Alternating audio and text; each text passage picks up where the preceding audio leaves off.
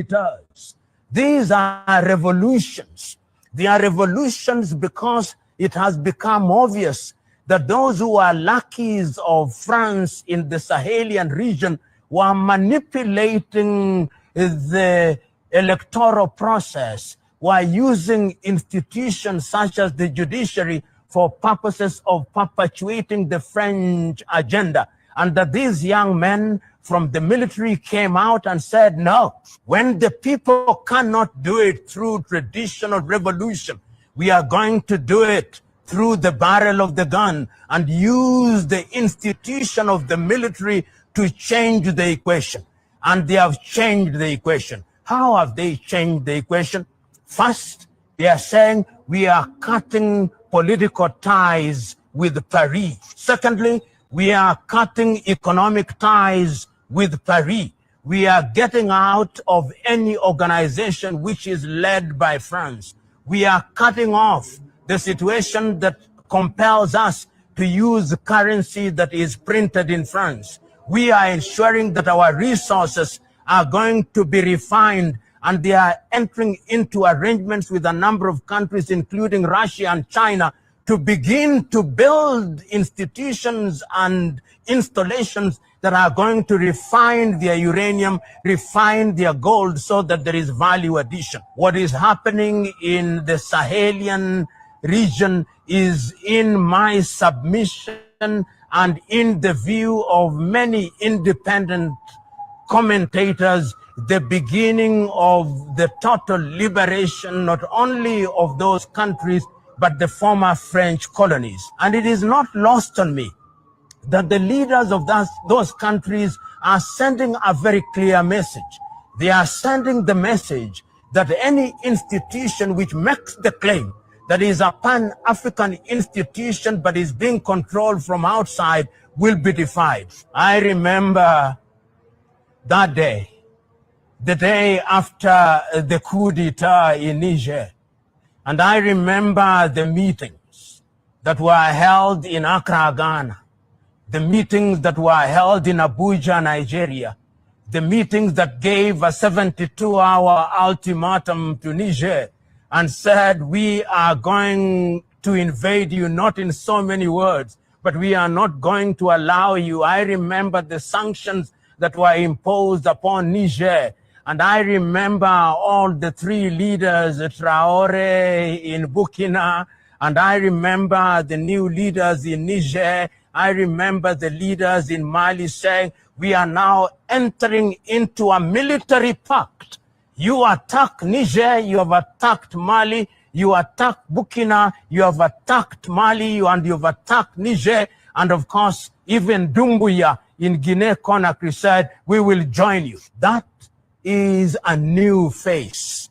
It is a face that was not contemplated, and the Sahelian revolution, because it is a revolution, is beginning to redefine how former French colonies are relating with France at the critical levels, including the area of trade, including control of their militaries, including control of their language. And it is not lost on me that in Mali, they have actually declared that French is no longer the national language. Bambara is now the national language. It is a clear statement that they are beginning to regain their independence, and they are doing it in a manner that was not anticipated and in a manner that was not contemplated. It begs the question, will the men in uniform continue to be in power until kingdom come? No. They have said in Burkina, they have said in Niger, they have said in Mali, they have said in Guinea-Conakry, we are midwives. We have come here for a short time to clean up the mess that has been with us. We have come here to clean up the mess that the French have always created.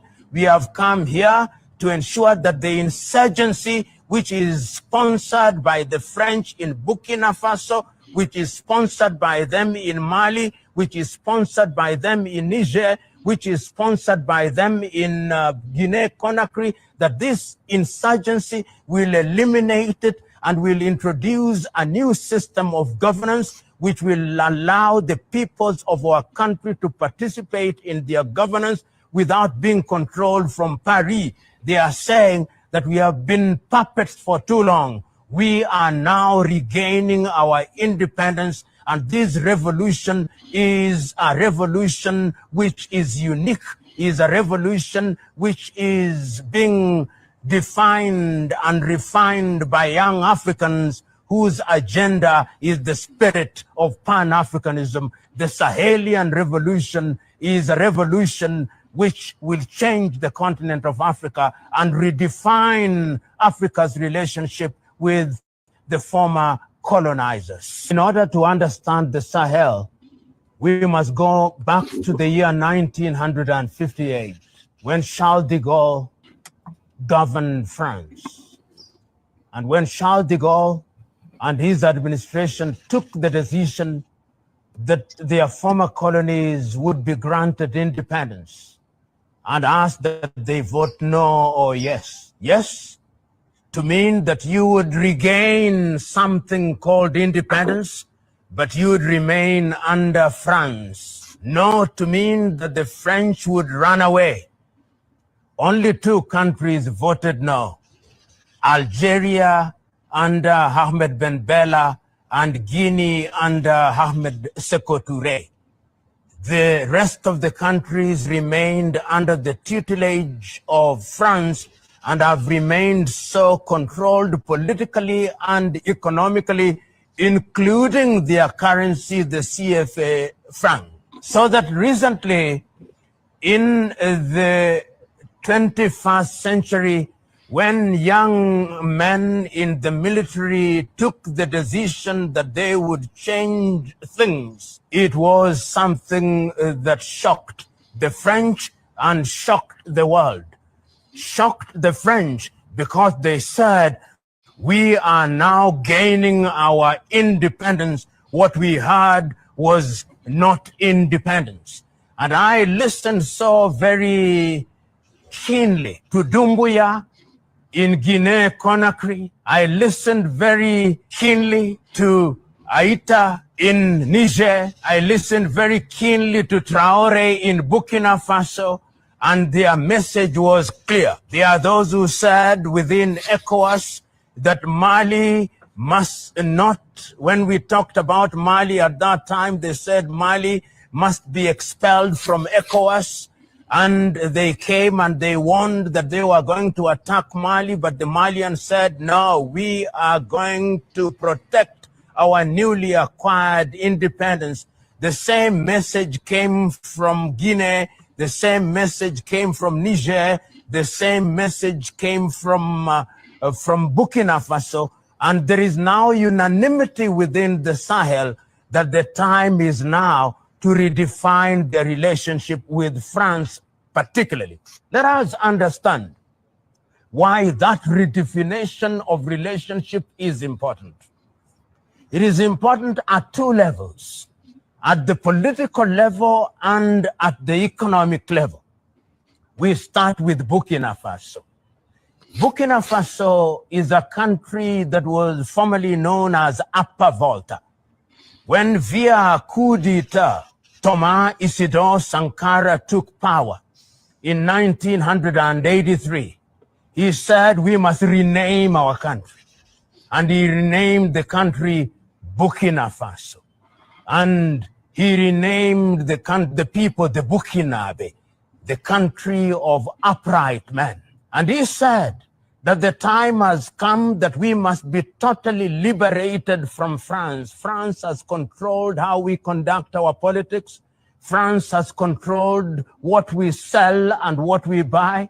France controls our money. France controls our everything. And he redefined everything. And within 5 years, we now know that Thomas Sankara and Burkina Faso as a country were liberating themselves and were capable of feeding themselves. He said we must take charge of our gold, we must take charge of our uranium. But Within 5 years, in 1987, they had induced Blaise Compaoré to assassinate him. And this is always important to remember. When Isidore Sankara was told that you are going to be assassinated and the possible assassin is Blaise Compaoré, he said, Blaise is my friend. If it is Blaise whom they have hired to kill me, then I will not survive. And he did not survive. France controls the Sahel because of our resources. Then, of course, Niger. Niger is a country that is known for her uranium. Niger is a country that is known for our resources, and we know for a fact that even some of the nuclear tests that have been undertaken by the French have been undertaken in the deserts of the Sahel region. We know that that particular area is rich in all manner of resources, and the Nigerians took the decision that we are going to change this. When the coup happened, one of the things that was most frustrating was that a decision was taken that Niger must be treated differently, and people don't understand why ECOWAS reacted in the manner that it did. It was uranium. It was uranium that is not only used in France, but is used in different parts of the world for nuclear facilities. And Niger sits upon uranium that has value that is inestimable. And the idea to ensure that Niger was ostracized from the ECOWAS community was at the behest of the French. And it is important that the Sahelians have taken the vow that they are going to protect Niger. Outside of Niger, we are also aware that the Malian regime with Assimi Goïta, who is the current president, have taken the decision that they are going to ensure that Mali, even with the sponsored insurgency, is going to remain a country that is independent. And it is not lost on me that Mali is the home of one of the most important freedom fighters in Africa, Modibo Keïta. So the spirit of Modibo Keïta is now resurgent in Assimi Goïta, and we can see that that particular country is also moving in the direction of ensuring that they are liberated from French domination. And once again, we know that Mali is a country that has a long history with Sundiata Keïta, with Mansa Musa, and the Niger River flows there and supplies oil. And in the areas such as Timbuktu in northern Mali, we know that there are major resources. The same with Guinea-Conakry, which may not be described as being specifically in the Sahel, but is one of the countries that is supporting the activities that are going on in the Sahel to the extent that they are redefining how Europe, particularly France, relates with Africa. Which begs the question, what is new in Sahel? What is happening in the Sahel that is new? Is it a revival of Pan-African spirit? Is it something that is going to change the complexion of that region and by extension change the complexion of the world? Commentators are now saying that while many are quick to characterize the changes in the Sahel as coup d'etats, and therefore against the African Union declaration that Africa will not entertain non-unconstitutional changes of power, Pan-Africanists and those who know how France is operating and has operated say, these are not coup d'etats. These are revolutions. These are not coup d'etats. These are revolutions. They are revolutions. Hey, how y'all doing out there? How y'all feel?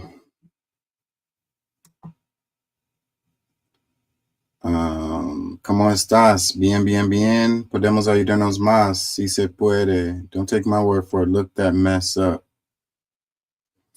Man, we can learn a lot from what is happening in Burkina Faso, Mali, and Niger. You know, the lesson I get from this the most is solidarity is the answer. Okay. We know that they always say divide and conquer, but we don't, I don't know, we don't internalize it. We don't truly understand it because it happens in many, many ways. So what we should do is figure out who our comrades are and have solidarity with them. Okay. If you are looking at your neighbor as your enemy, then you are not understanding and you are being used. You're a useful idiot. Okay. If you're looking at people that have the same struggles that you have as your enemy, then you're a useful idiot. Okay. And things will never change. So the name of the show today is The More Things Change. So you know the name, the saying, it goes, more things change, the more they stay the same. You know, that may be true. I have been feeling pretty nihilistic lately. I haven't been inspired. I haven't been feeling like what I do has any impact.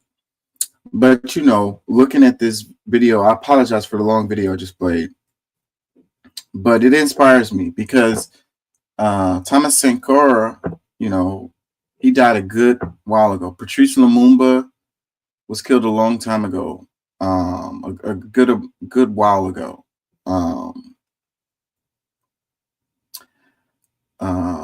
Others names that are slipping my mind, but the things that you do today, they may not have the impact today that you were intending to have, but they may have impact generations to come, long after you're gone. So for me, that's a good enough reason to continue the fight. The more things change, the more they stay the same. The more things change. I think that if you look around, you can easily find things that can be improved. You can also easily see the reasons why things don't improve. There's a lot of pressure to keep things going the way that they've been going, the status quo, they say knowledge is power, and I believe it's true, but capital is also power. So, I used to think that it was all about the money. It's all about the money. It's all about greed, and people just want to make a lot of money, and that's the motivation, and that's what leads things to be the way that they are. But the more I learn, the more I look at stuff, the more I pay attention, the more I truly understand. I'm coming to the conclusion that it's not really about the money. The money is just the means to an end.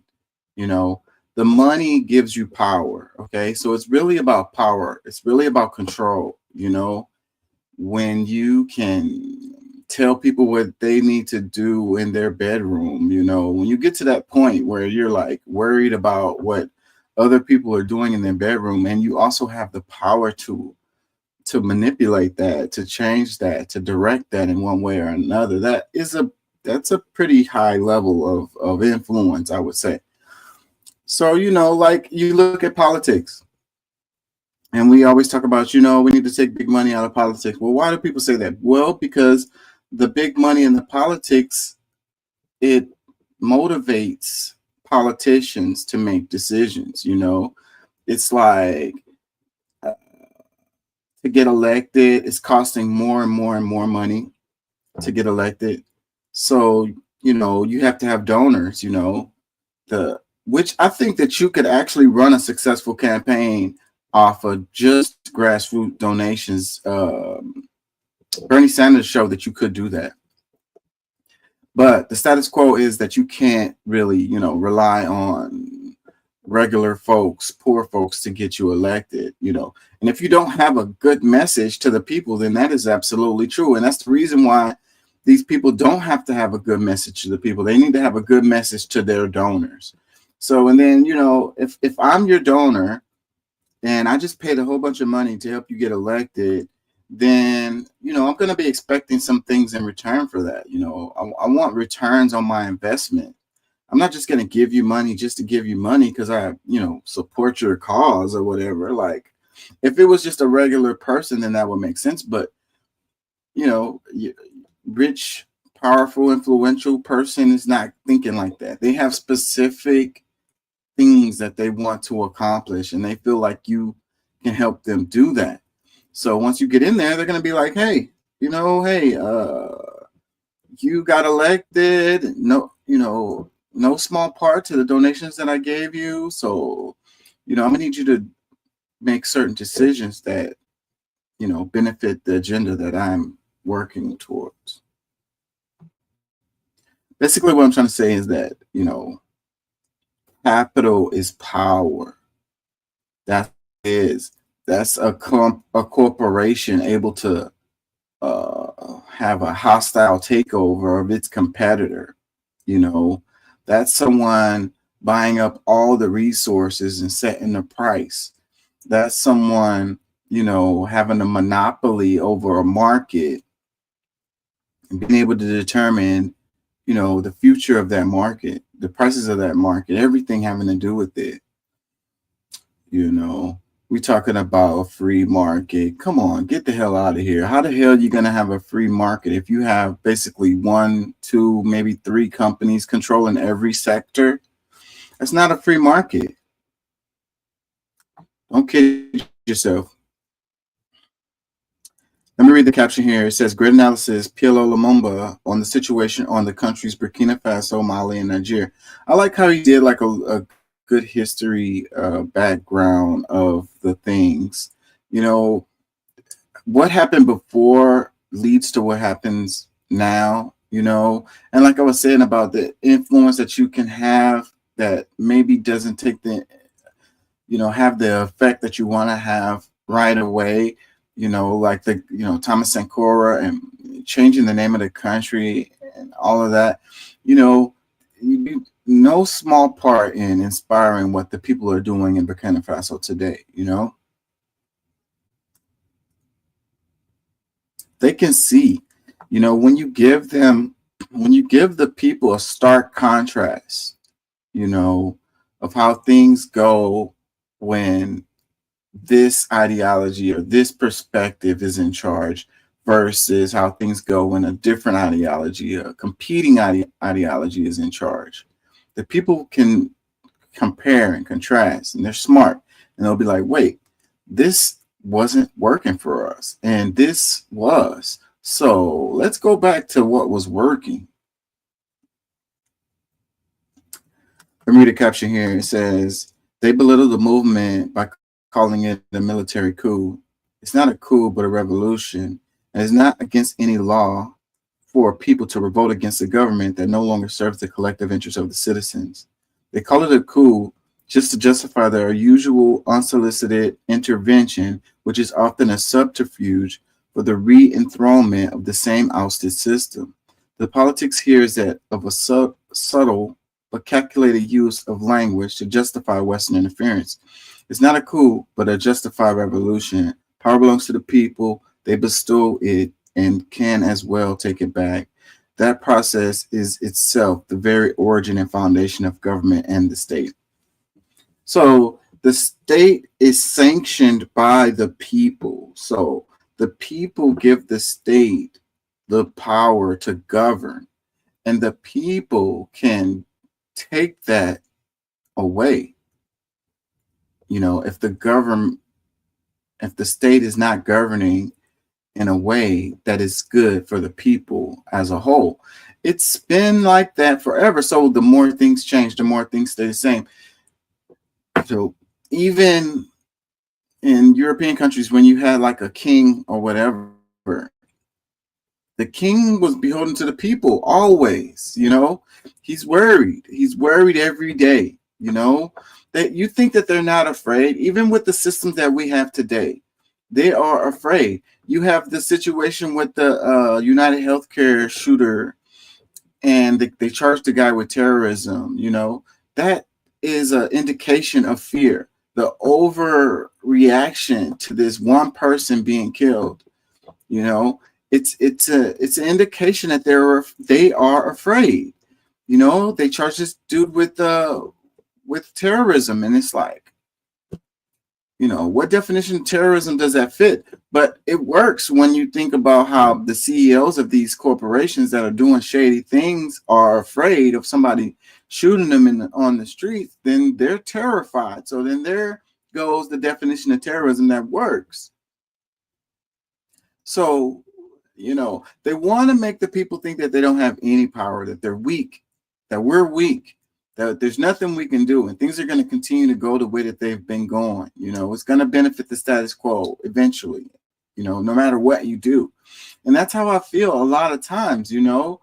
I like to follow politics a lot, and it's like, I feel like your vote is just it's a pacifier. Voting is a pacifier. And, you know, you wait 4 years and vote, and then wait 4 years again. And it's like, the cycle continues. They make you choose between Pepsi or Coke. And it's like essentially the same thing. And it's like, what does it actually accomplish? But see, you know, if voting didn't have any impact at all, like at all, then you wouldn't have had situations where they were trying to suppress the vote, you know, where they were gerrymandering and, you know, drawing up these districts in ways that dilute the power. You wouldn't have had things like in the civil rights era where people died, you know, for their opportunity to have their voice heard politically. So it does have an impact. It's just that you can't go at things with one, you know, you can't when it's not an election year, you can't go to sleep, basically. And there's other ways to fight, you know, and you have to fight in every way possible if you want to win. You can't just look at the politics and think that that's the only way to get things done.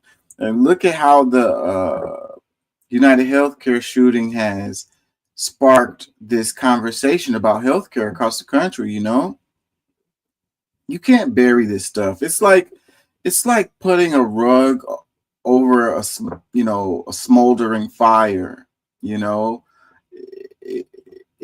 it's percolating underneath there. You know, and at some point it's going to turn back into a full 4 alarm fire. You know, the revolution, it simmers. You know, the anger of the people, it simmers, and people can only they will only accept this BS for a certain amount of time. And when it comes to the point where they don't care about dying, you've got a problem on your hand.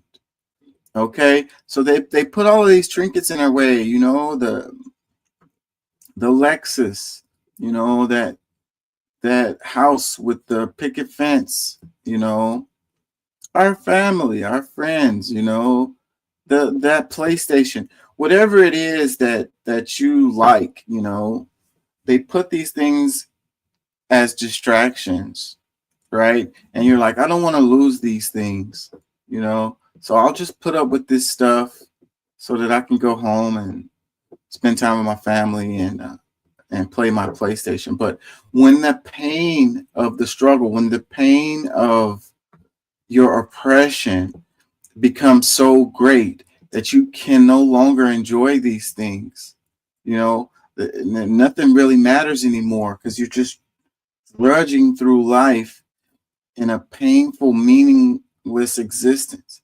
And then it comes to the point where, you know, you're willing to give your life because you know that even your children, they're going to grow up and they're going to go through the same thing that you're going through. And you don't want that for them.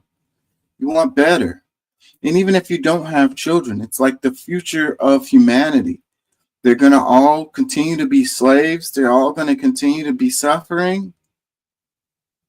Something's got to give.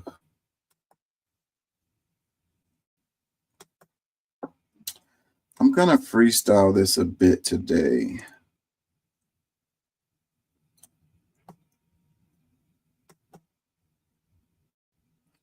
Speaking of United Healthcare, It says United Healthcare Group has lost $45 billion in value since CEO killing. Man, I hope that's true. You know, I don't know if you invested in them, maybe it hurt you or whatever. But from my perspective, this is great news. It says United Health Group has lost more than $110 billion in market value since the attack on Thompson. Its peers have also experienced steep losses. CVS has plummeted more than 25%, wiping out more than $19 billion in value. Cigna has dropped 20%, erasing nearly $20 billion, and Humana has fallen 19%, shedding almost $7 billion. Y'all can hear me, right? It says, so yeah, the impact. So, you know, they always want you to protest in a way that has the smallest amount of impact. You know, when you protest, they're like, not like that, not like that. You know, you can't do it like that. You should do it some other kind of way. Well, whatever way that is acceptable to them is a way that doesn't cause any damage or doesn't have any impact, really, you know. This has clearly had an impact right here. You know, they're all, and that's another reason why they charge that dude with terrorists. They don't want copycatters or whatever, you know. But it's like, as you can see, this has been an effective measure towards the goal that this guy was attempting to accomplish. Now, I don't condone, you know, murdering people in cold blood. I'm gonna make that clear. But at the same time, you know, people find ways to fight against the system, and the ways that are acceptable to the system are ways that don't have any impact, you know. And a lot of this stuff was created out of violence in the first place. So you create something violently, and then you don't expect violence to come back to push against what you started.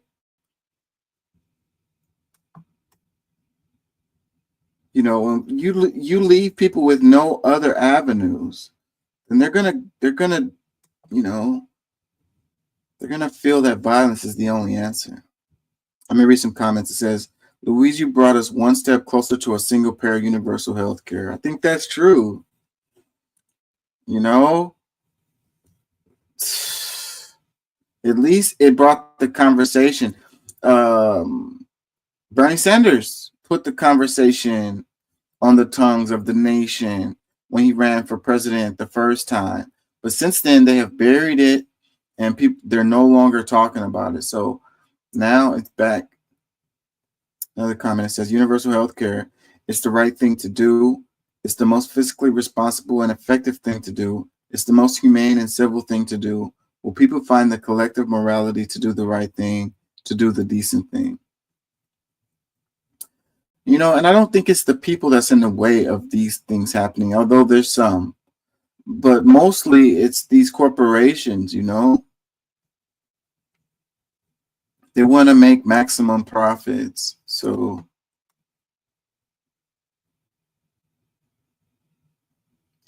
let me read this one. It says, billionaire needs to be added to the next revision of the DSM.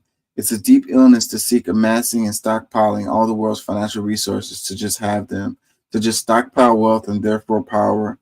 That's an incredible unwell behavior. I completely agree with that. You know, you have the TV show where they talk about the hoarders, and you see these people with all this stuff in their house, and it's disgusting. And you're like, they're not mentally well. Like, their mental health is not there. You know, they need some help. Like, why would someone do that? But when someone does this with, you know, with money, then we act like, you know, we put them on a pedestal and we worship them, and we act like that's a something we all should aspire to be like. And I've always thought that was really crazy. Like, how much money is enough money? You know, how much is enough? Once you get to the point where you're comfortable, you know, once you get to the point where you can't spend it, Like, no matter what you do, you couldn't spend it all, you know? Like, how much is enough? And what an insane society that we have, that we put these people on a pedestal, these people that's hoarding wealth. Like, meanwhile, they're walking by people who are dying of starvation. Like, I know that you can't help everyone, you can't save the world or whatever, but it's a way of thinking that's not sane. If you want to be like a trillionaire, like, why? What's the point? Help me understand that, y'all. Help me understand what's the point in having $1 trillion. Help me understand. I don't get it.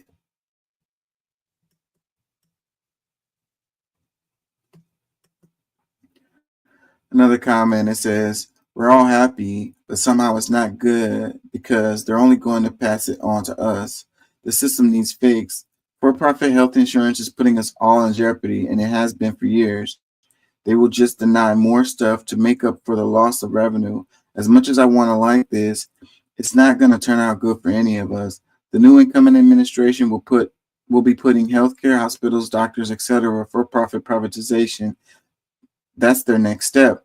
This was just insurance privatization for profit. And look at how bad this has gone for us. Just wait, pay attention. Because if you think this is bad, this is just the tip of the iceberg. And man, this person is probably right. And it's really sad. And this type of thing really should cause a revolution. But, I've been saying that for years. And it hasn't happened. They come out with a new shiny thing. They come out with an AI. They come out with the new iPhone. You guys are immediately distracted. Can't stay focused for nothing. Solidarity is the answer, Solidarity is the answer, like class solidarity, worker solidarity, cultural solidarity, that's the power that can offset that wealth power, because it's more people than the number, than their capital can manipulate. So if people can get together, and fight, and one of the ways you can fight is just by supporting each other. Like, simple as that. That's a revolutionary act. Your friends, your family, your coworkers, your neighbors, when they need something and you're there for them, that is a revolutionary act right there. Like, we started the show off with the Burkina Faso, Mali, Niger, and how these guys are, they're looking out for each other. They're watching each other's back. It's making it more difficult for the powers that be to come in there and dominate things. When you're less afraid of, like, I don't know, losing your job or losing your apartment or losing your house or whatever it is, when you have a network of people that's going to support you no matter what. When you have somewhere to go, when they keep us individualized, when we have this perspective of this individualism and it's pull myself up by my bootstraps and I look out for myself only, that makes you weak, and that makes you a target, and that makes you easily manipulated. The whole thing where we're talking about the healthcare tied to your job, your job's going to fire you, or you want to move to another job. And one of the things that you're worried about is your healthcare. There's a reason why they tied healthcare to your job. It's another way to control you. It's another way to screw you out of wages too. If them threatening to fire you is threatening your life, like it's threatening your health because you're going to lose your health care. It's threatening your shelter because you could lose your apartment or your house or whatever. Like, it's detrimental threat, really, and changing jobs is just like that. The anxiety related to it. Am I going to make enough? Is what kind of healthcare are they going to have? Am I going to be able to carry my healthcare over? Am I going to be able to cover my kids? my spouse. But if you had a community of people who were supporting you, then it wouldn't be like that. You could just move to another job, without worrying, because you know that they got your back. Maybe y'all could do like a crowd funding of the healthcare as a group or something, Maybe y'all have like a, a compound or whatever, a home that can support everyone. But that's why they drive these attitudes of like, you can't say nothing to my kids or whatever, or this is my lifestyle, this is the lifestyle I want to live or whatever, something that isn't going to be supported by your community or whatever. And they're like, you could do whatever you want to do, da da da da. Because when you go into that community, you're going to have to behave in a certain way. You're not going to be able to do just whatever you want, You need to be able to help support the community, and you also need to not have a lifestyle that's detrimental to the community. So, and then you're like, oh, that's my freedom. So your freedom to do what? To be exploited? Your freedom to be a savage, to be a heathen.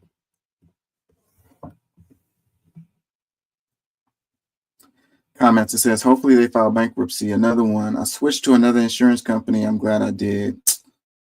You just went from one to the other, most likely. It says, what insurance company did you switch to that was not private? See, question mark. It's not going to have an impact that you think it does. They got it. They have a monopoly on that. And there's no real competition, and you go from one to the other and you're just going to be getting screwed the same way you were getting screwed at the other one. They're taking all the options away. Another comment, it says, couldn't have happened to a nicer, more caring company. Another one, good as effing obscene. Another one, just made my Christmas, best present ever. Last one, it says, tying healthcare benefits to employment is capitalism at its worst. I hope this snowballs into universal health care because it's long overdue.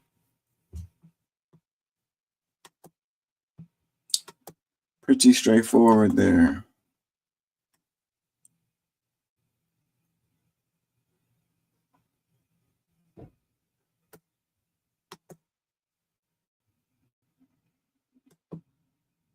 Let's get loud for Kyle Rittenhouse. Murder, assassination, vigilantism. It's wrong, it's evil, it's despicable. There's no hero. Cheering for the murder of an unarmed man is beyond sick. For anyone that sympathizes and empathizes with a murderer, that is completely upside down in our American society. There are people that need to reevaluate their inner soul and their moral compass. Yeah. There is nothing acceptable to me about that. Wackos are treating suspected killer as a folk hero. Actual praise for the murder itself. To sympathize with them, it's just disgusting. They have a Bonnie and Clyde syndrome in the DSM-IV in psychiatric treatment, and that's when some people are enamored by criminals. You don't have the right to go out and kill somebody and take, vigilante justice into your hands. So I think it's really disturbing to people across the country as they tune in and hear, people excited and saying there's joy from this. I think it's really concerning. Kyle. Let's get loud. Murder is bad, okay? Murder is bad. Kids, murder is bad, okay?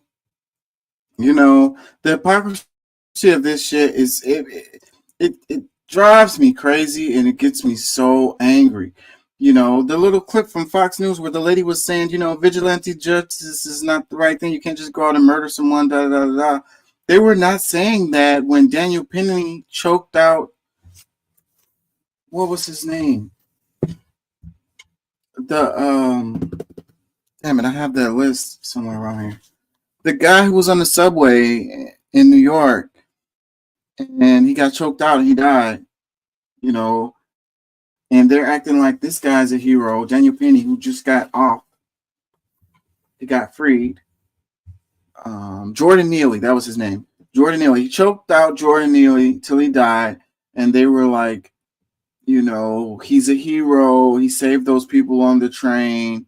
Da da da da da da. You know. So that's vigilante. That's vigilante justice, but you're willing to support it in that scenario. But in this scenario where the guy shoots the CEO murderer, you know, you're like, it's apparent. It's apparent. It's horrible. You know, murder is bad. Vigilante justice is bad. So what the fuck is it? So you know what the message is you're clearly sending to people? Some lives have more value than others. That's what you're saying underneath what you're saying. This is the message that we receive. I hate it.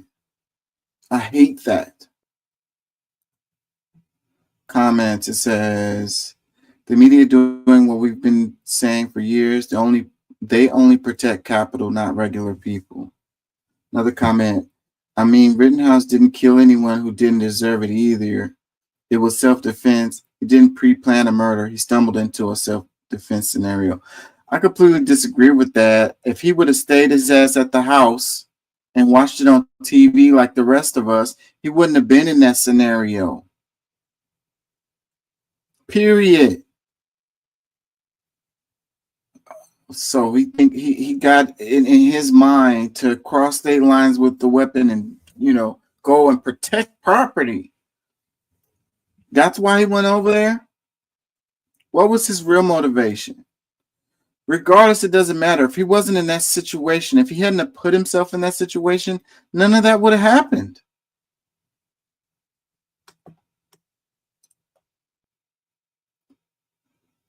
Comment says, please tell me this was aired and not edited. Another comment says, we are all Luigi. We are all the exploited working class. We must all stand up to the ruling class, period. This is not right or left, only working class and ruling class. I'm telling you, man, you know, it's a lot of topics that the left and the right completely agree on, but the media likes to focus on the things that the left and right does not agree on. And that's what every news story is. You know, something that, you know, you can pick a side on. You know, this Kyle Rittenhouse is a perfect ass story like that. You know, instead of the things that we do agree on. So the media is complicit in this terrible situation that we have. Journalism is dead. Comment, it says, everything is okay with my ethical compass. Luigi is a hero. This is America.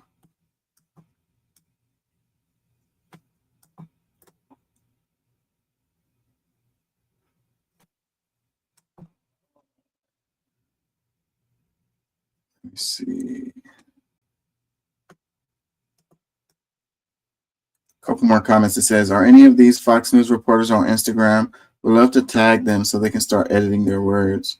Another one, the hypocrisy is not surprising. Another one, so shooting an unarmed CEO is wrong, but not shooting at unarmed children in schools. Interesting take from the traditional family values camp.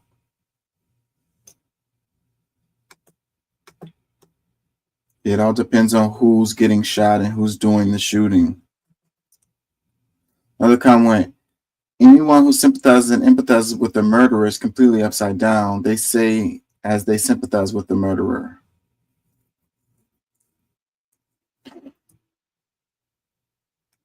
The hypocrisy is, it makes me want to throw up.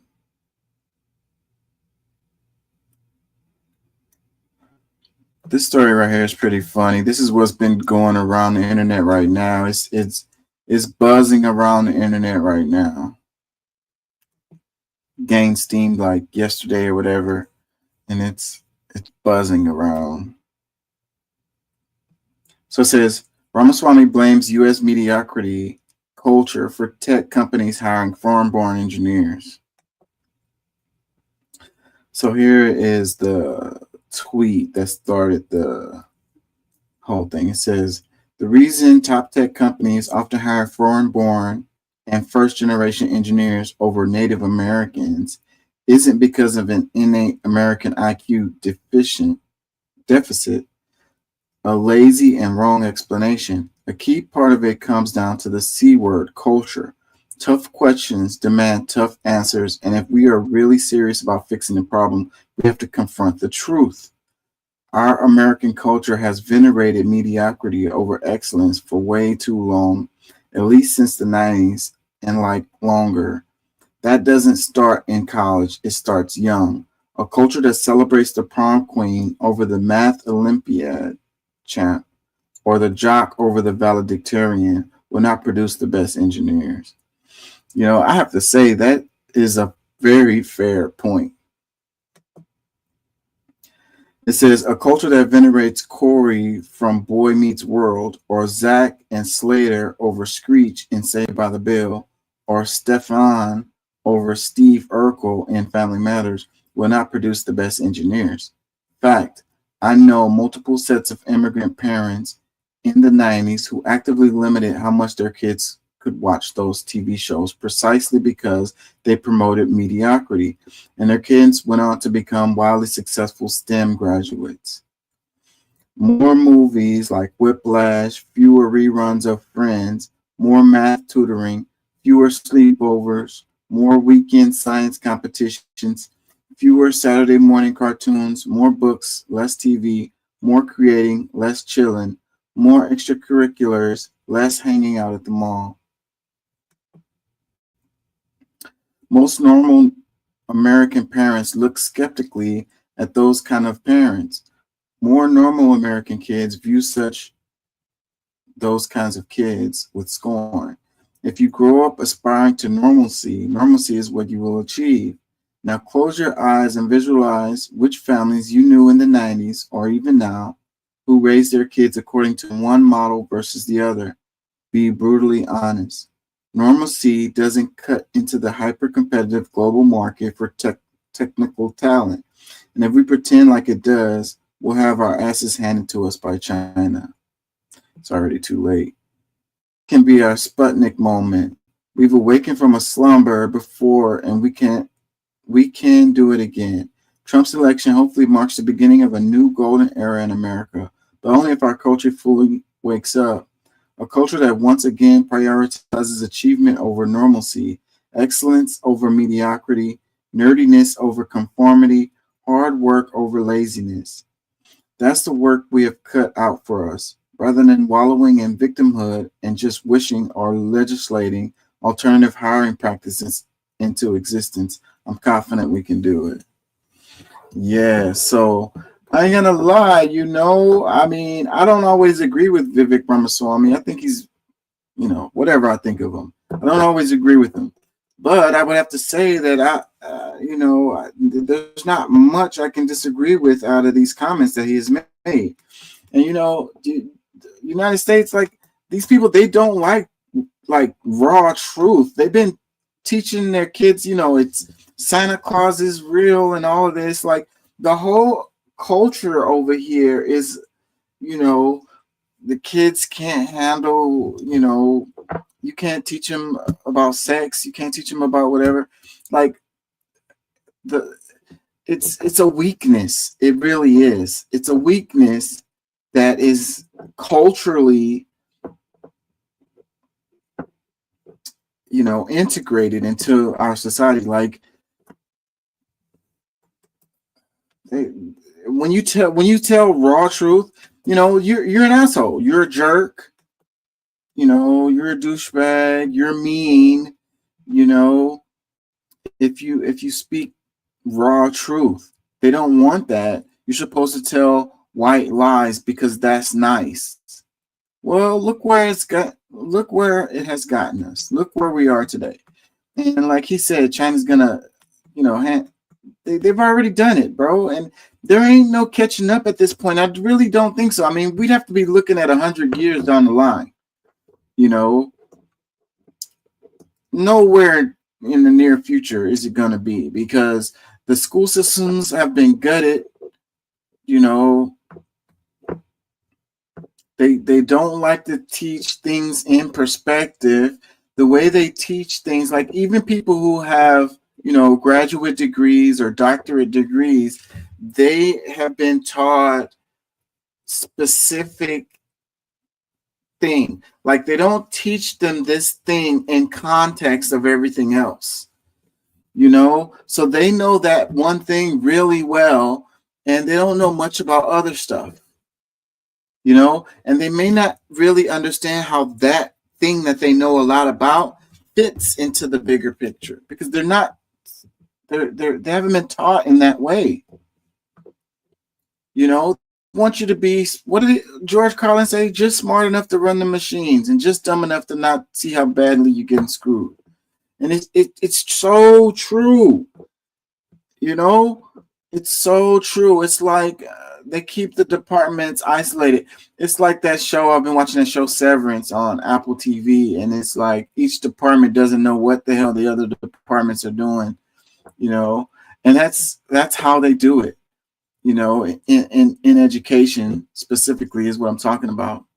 You know, the one department doesn't know anything about what the other department is doing, like at all. You know, whatever the company is doing as a whole, pretty much no one knows what the hell is going on.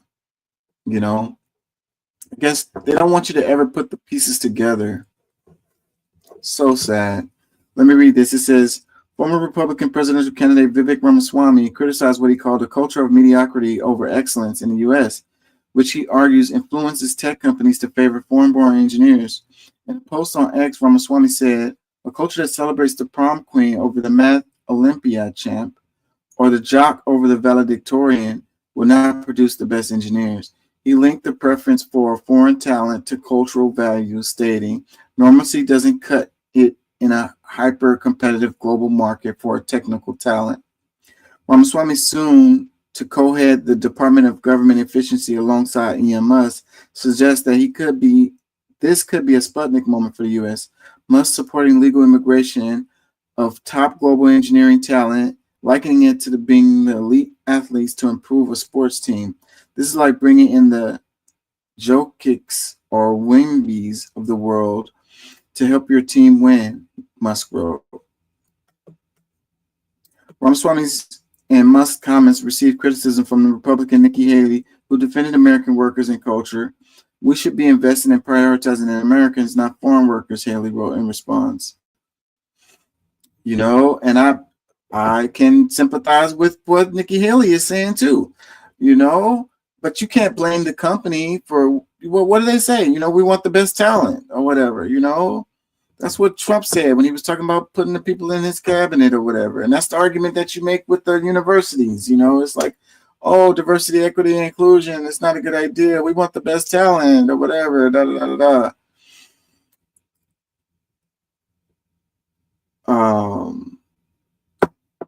But the immigration argument comes in with this whole thing, because it's like Trump. I saw a message. Trump said, you know, if you graduated from high school, you got a college degree, a master's degree, then you should be able to get your visa right away, immediately after you get your degree.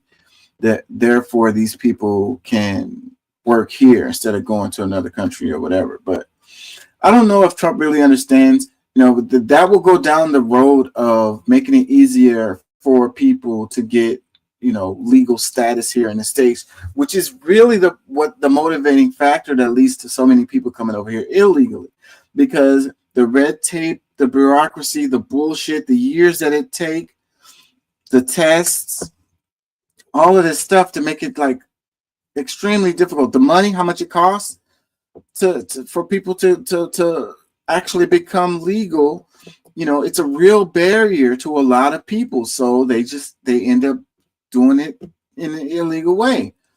So, but you know, the whole thing is like the argument against immigrants is all like, they didn't come over here legally, so that's the real problem or whatever. So, and I call BS on that whole thing. So, but the whole thing with the visas, you know, most of the people that's here illegally have overstayed their visas, but the focus is on, you know, the people that is coming over here through the southern border. So it's kind of like the whole thing with the argument of murder is bad, because it depends on who they are, whether they came here illegally or not, that it really matters, you know. And the thing about the jobs, oh, they're gonna take our jobs or whatever. Like, whatever, man, get the F out of here.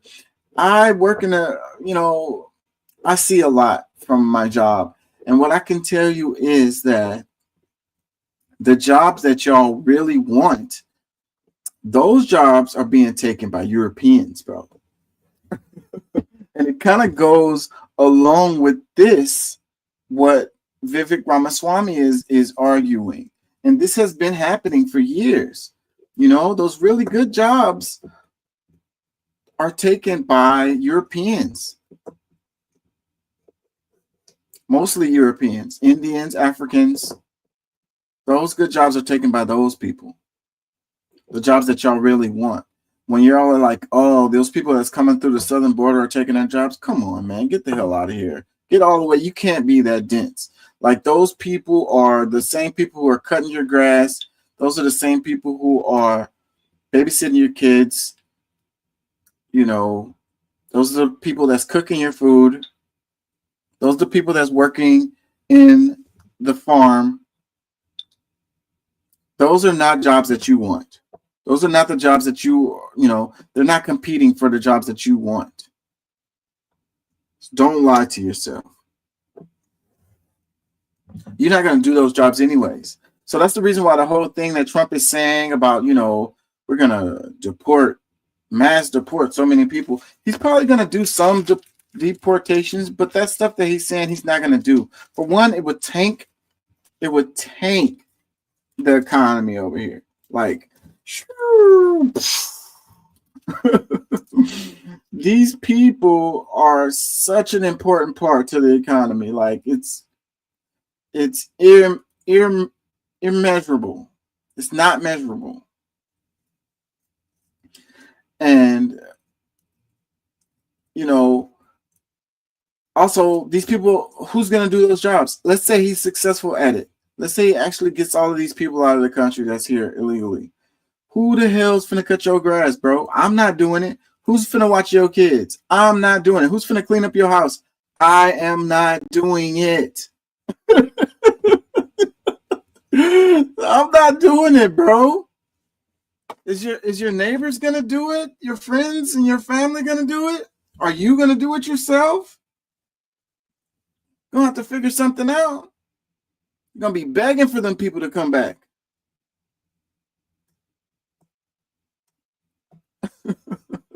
I'm not cutting your grass, bro. It's not happening.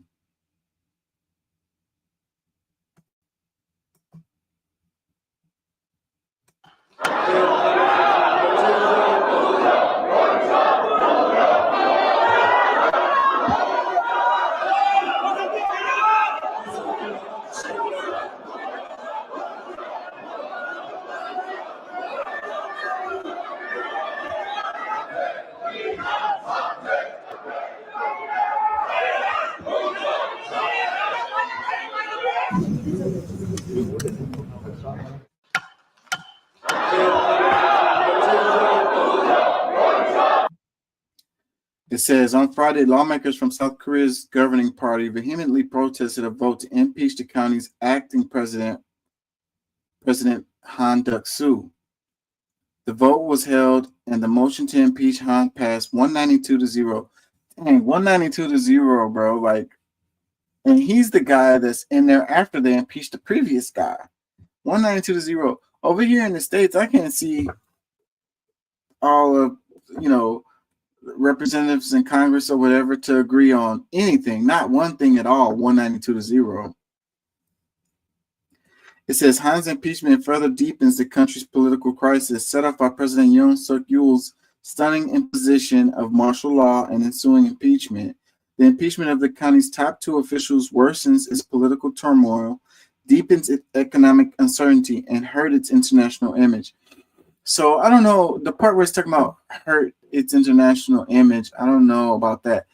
NPR is writing this. So, but it's like, you know, the influence that the United States has in South Korea can't be overstated. Okay, so maybe those people are on to it, you know, and they don't want United States puppets governing their people. You know, what do I know? I'm not that in tune to the politics of North and South Korea, but I do know that the influence that the United States has over there is great. And, you know, there's also a lot of family members that are split up between, you know, North and South Korea. You know, North Korea, the reason why they have those weapons and they have those parades with the bombs is to be like, hey, don't come mess with us. That's what keeps them sovereign. Or otherwise, you know, they'd be a puppet state to the United States. So what is the future going to hold? I don't know. Some of the stuff that Trump says I like when he's talking about talking to people. You know that he invited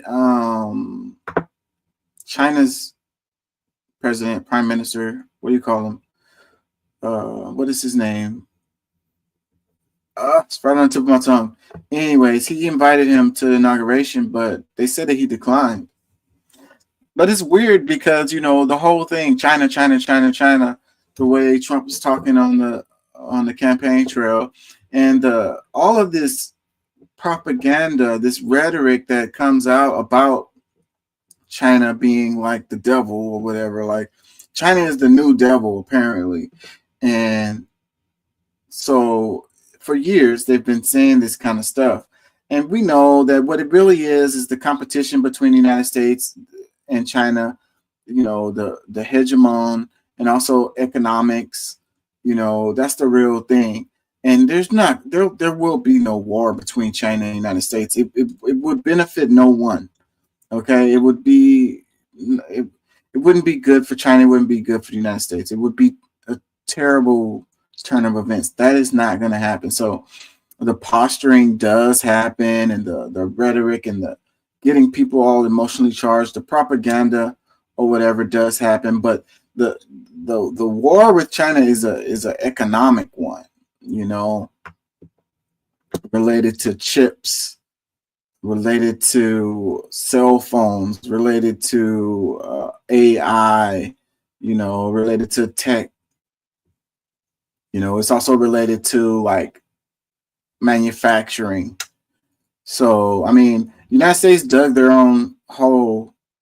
You know, we saw what happened in the pandemic when, you know, we obviously couldn't produce anything. We ran out of everything so fast, like, and we rely on these other countries for all of this stuff. So, you know, we're submissive to them. You know, we've offshored all of the manufacturing, so we don't make anything here anymore other than weapons, pretty much, and food. And, you know, I mean, that's cool to have weapons and food, but, you know, sometimes you need other stuff, you know, like medical equipment, like masks. So anyways, let's read some comments. It says, it doesn't hurt its international image at all. It shows that the system works. Our system is, on the other hand, was peacefully handed over to fascists. See, that's what I say. The first comment kind of goes with what I was thinking when it was like the last little comment said it hurts its international image. I don't know, how did they come to that particular conclusion? I mean, the people aren't happy with their leadership and they're getting them up out of there. That's what you do. That's what you're supposed to do, right? I mean, how does that hurt their international image? Another comment, same thing. It says, hurts its international image. No way. Their system works as it should. We are the world's laughingstock. Another one. What we finna do to Trump. Another one. Very aggressive politics. I kind of like it. Yeah, what got me on that was talking about Trump and the way he was talking to other people. And he's willing to talk to Kim Jong-un, North Korea. And, you know, he's willing to talk to Putin in Russia, and that's what we really need. So that's one of the things that hopefully is a positive out of Trump being elected, because the Democrats are so war hawkish, over the top. I mean, both parties are, because they're beholden to their their donors, and the military industrial complex has a stranglehold over our politics. It makes them money. War is good for them, so they're going to lobby their their interests. And you could see that it's bipartisan, because the amount of money that we send to the Pentagon every year, and it keeps on increasing, even though they have large amounts of money that they can't even account for, like it's going missing, even though they build planes that become obsolete like the moment they finish getting manufactured, even though we're sending crazy amounts of money to Ukraine and Israel or whatever, and both sides are supporting that shit. So, but on the other, but Trump might be the wild card when it comes to that, because at least he's willing to talk to these people, and diplomacy is the answer. Like, that's the direction. That's what should happen. You can't win with bombs every time. And you can't force people to do things all the time. If you can get to the point where you can talk to them, then that's the first step, and then maybe you can come to some kind of agreement. That's what I do on this show. I really like the way Breaking Points goes at their thing, the Hill Rising, the way that they go at it, where they have people from the left and people from the right, kind of making their point on certain topics or whatever, because that's what we need. We need to have this conversation. Everybody's so isolated. Everybody's in their bubble, their political bubble.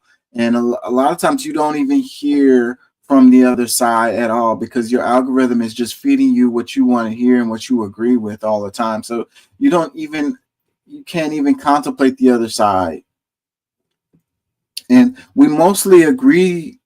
We agree way more than we disagree, but agreement doesn't promote engagement, if you will.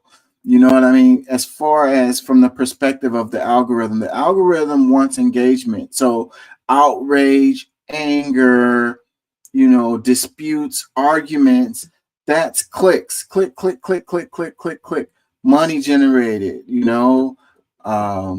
advertising dollars, so us agreeing isn't gonna cause a 100 comment thread to develop,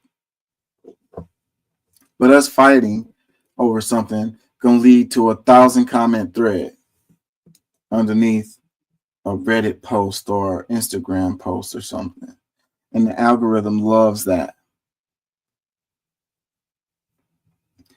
Comment, it says, what we finna do to Trump? Another comment, very aggressive politics. I kind of like it. Another comment, it says, take note, America. This is what needs to be done to Donald soon. Another comment, wake up, America. We need to fight the incoming president the same way. NPR. Another comment that says, muscular democracy in action. Are U.S. Democrats pushovers? They get paid to lose. Another comment, on contrary, as an American, I respect a country whose government impeaches and executes a gross overreach of power. Another comment, the absolute audacity of any American outlet citing worsening international image. I'm telling you. The unmitigated gall. I watched The Grinch recently. Doesn't it seem superfluous? I love that movie. I was watching movies with my daughter for Christmas, and we watched The Grinch, and we watched Avatar. That movie Avatar still makes me cry, man. Every time. I cannot make it through that movie without tearing up. Like, it hits me so hard.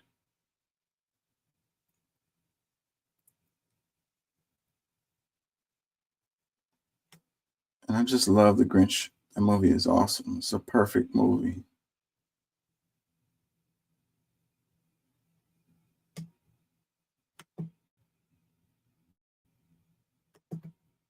I disagree with the idea of unions, perhaps for a reason that is different than people may expect, which is I just don't like anything which creates kind of a lords and peasants sort of thing. And I think the unions naturally try to create negativity in a company and create a sort of lords and peasants situation. Okay, so that's not the actual reason, because the lord and peasant situation already exists between the capitalist and the worker. The real reason why he doesn't like unions is because unions work as a bundle of sticks. You can pick up one stick on the ground and you can break it quite easily. That's what happens when a worker tries to bargain with their boss when they're alone. But if you pick up a whole bundle of sticks, that's a whole lot harder to break. That's what the union affords you. The union affords you strength. It affords you consciousness of that relationship between the peasant and the lord. And that's what Musk really doesn't like. But I say this, let him continue his union busting practices. You know why? Because him and his billionaire buddy friends like Bezos and others are just showing to the working class that they're only one small part of the problem, that the actual problem is the system that they are a personification of. I disagree with that. So it says capitalists are scared of unions because they give workers strength. And it's 100% true. I mean, people had to die for us to get our 40-hour work week and our weekends, you know, holidays, sick pay. They won't give an inch, you know, if you don't force them. And the only leverage that a worker has is his labor.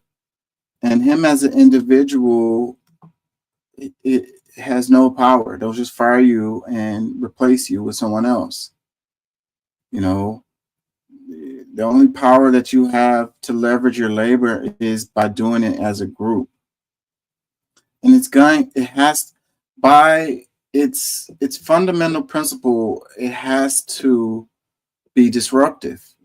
If it's not disruptive, then it's not going to be effective. So they're always like, oh, you're doing it the wrong way. Yeah, well, the right way leads to nothing changing. So, comments, it says, the irony of using fascist symbolism to describe unions, well played. Another comment in, what's a bundle of sticks called? What is he trying to get to?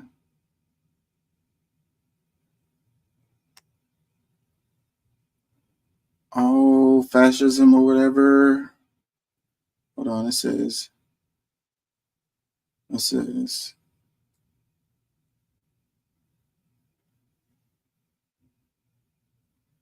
me read the replies. The first reply says, are you Antifa? The next one, it says, I mean, he could be fascist. I was going to say the same thing. Nations should be unionizing corporatism, not just intra-corporation. What does that mean? Another comment, reply. It says, I don't know where you people are getting fascist from. Fascist got the name from the Roman word for basically an improvised weapon, fascis, which, yes, I guess involved them bundling sticks together to create a bigger stick. But that's like saying a gun is screwed together steel. I was making a joke for the other word for it, like the Simpsons did 20 or something years ago. Yeah, people love to oversimplify things and make it seem like they really understand when they don't. You know, if someone really understands something, they're going to always going to dig through the weeds on a thing. And that's the thing that makes people turn their ears off and get glassy-eyed and sleepy and shit. I don't really want to understand the thing, or they feel like I really understand it already, so there's no need to go through all of that. Like, way to kill the buzz, dude. Like, bro, that tells me you don't really understand it. Comments, it says, free Luigi, we need you. Another one, any person with a functional frontal lobe has an unfair advantage when arguing with Elon Musk. Another one, LMFAO. Another one, nah, man. You love the idea of a lords and peasants thing in which you are the lord. Yeah. Yeah, man. Some people can't take it. Anything that becomes educational, they go to sleep. like literally, figuratively, and literally. That's the thing that Vivek Ramaswamy is talking about. It's like, man, I don't want to get educated. What football game is on? Who's playing who? Another comment says, this dude's whole life has been subsidized by the working class. Another one, hell yeah, and I love you adding the org logo at the end. Reminds me of the Sabarina group of creators whose several leftists created in Brazil collaborate with each other and built a community between them. They also add their logos at the end of every individual creator's video. Another comment, unions create negativity is HR speak for it hurts my feelings when workers tell it like it is. Yeah, we need more unions and stronger unions. Like, that's the only way to push against this. And people want to say, like, the politicians, you know, they give them way too much credit, act like they're running the show, man. Who the hell tells you what time you have to get up in the morning and what time you can get off, you know, and go spend time with your family? You know, who tells you when you can take a vacation and when you can't? Who tells you, you know, you can't take a sick day or whatever? Like, these corporations, your job, that's who has the most control over your life. Okay, it's not these politicians, it's the corporations. And it's the deflection is so it works. You know, people don't know who they're fighting against. Okay, you know, and and at the end of the day, these politicians are in the pockets of these corporations, period. It's the corporations, yo. That's the problem. Those are the ones that needs to be checked.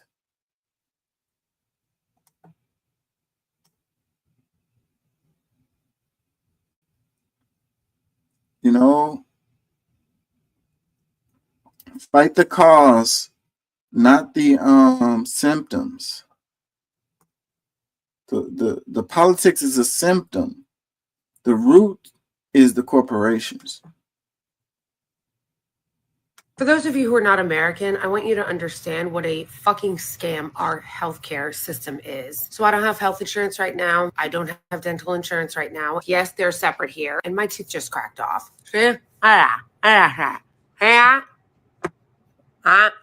So I am shit out of luck, okay? That's it. That's the answer. People are like, well, what are you going to do? Your tooth cracked in half. Nothing. I'm just going to wait for the other half to crack off and fall out because this system is a scam. And then people are like, why are people so mad about the healthcare industry? Because it's the fucking mafia. That's why people are mad about it. If we actually lived in a civilized country, everybody would have access to healthcare here. Everybody. And it would not be tied to your job. Okay. You would just have it as a part of the way we pay taxes for firemen. And if so that, you know, we don't have to show our insurance card yet.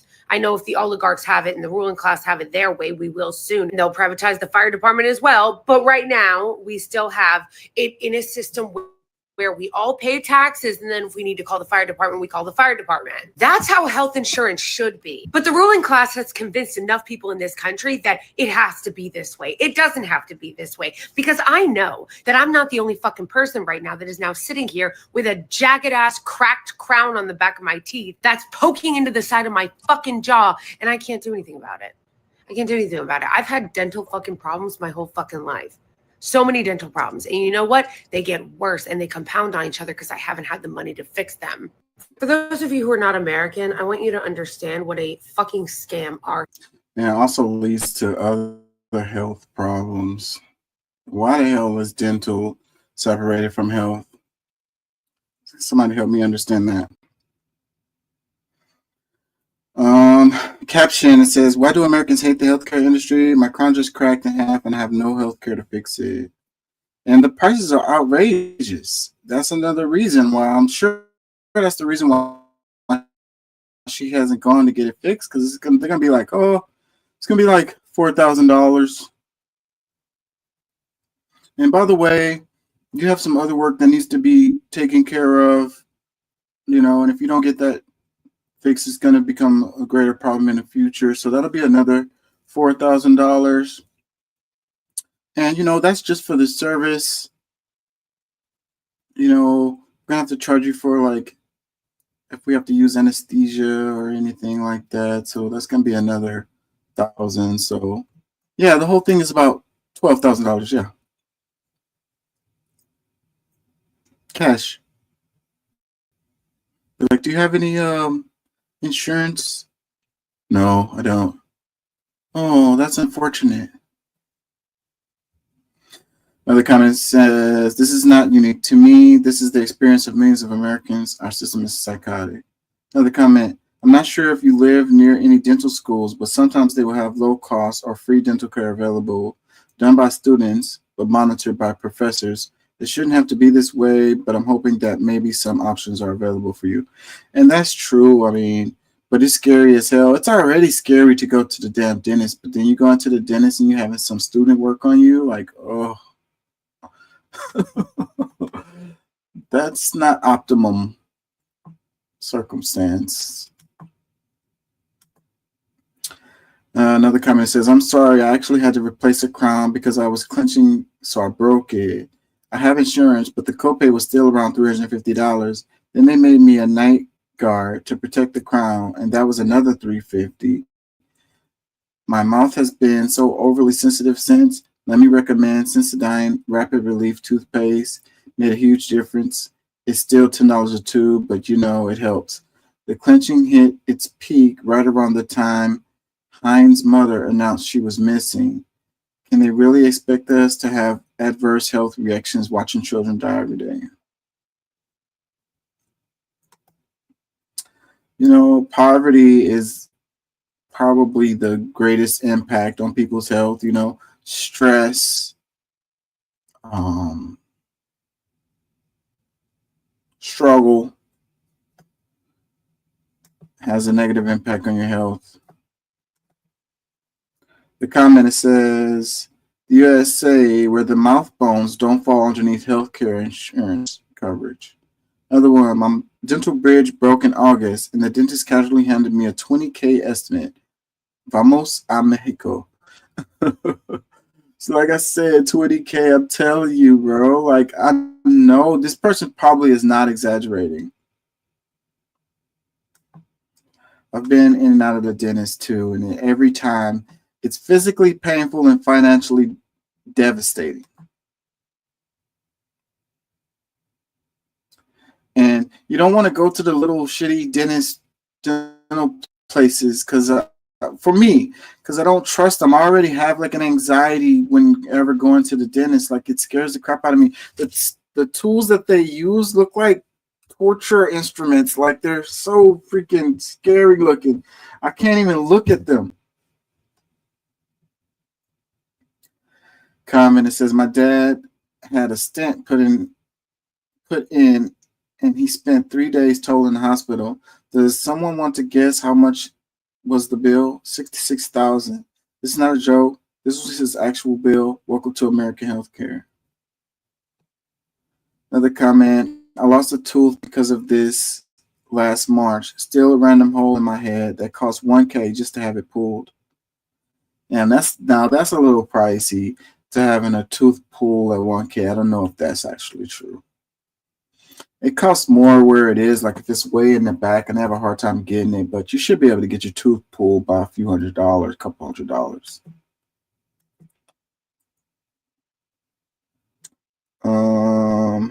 When I was 19, I got in a dirt bike accident and broke my clavicle. The 10-minute ambulance ride, an hour-long waiting room ER visit to get an arm brace, some painkillers, and told not to move it for 8 weeks set me back 4 G's. I didn't have it since I had been saving for my first year of college tuition. The bill fucked my credit for years and screwed up my entire early 20s. Gotta love it. You got to love it. Sometimes it's smart to make good decisions. That's the reason why they should educate us a lot more about a lot of stuff related to our body. Like, they don't teach us much. We have biology and they tell us what phalanges mean and stuff like that. But they don't teach you about preventative health care, and they don't teach you about how your body actually works. You know, I learned a lot about the immune system when I took this medical assisting classes, and I still use a lot of the information that I learned from that class in my life, because it's like sometimes you need to be smart in that, you know, like you want to go to the urgent care center. That's another thing. They have these urgent care centers that pop up everywhere, you know, and they're really convenient, but they're way overpriced. And, you know, because you don't want to go to the ER because the ER is going to be ridiculously overpriced and you're probably going to have to wait forever. That's another thing. Like we're talking about, we have such a great healthcare system. How many stories do people have where they went to the ER and it was waiting like hours and hours and hours and hours, like forever? Oh, our system is so efficient. F out of here with that crap. Well, what I was trying to say is that you want to be smart and you want to know things. So I mean, if you broke your arm or whatever, you do need to go. You need to go to the doctor. I mean, but sometimes it may not be, a doctor's visit may not be necessary, but it's hard for you to just come to the determination of that if you don't know anything about like your body and you don't understand healthcare. You don't understand like inflammation. You don't understand the difference between acetaminophen and ibuprofen. You know, you don't understand fevers.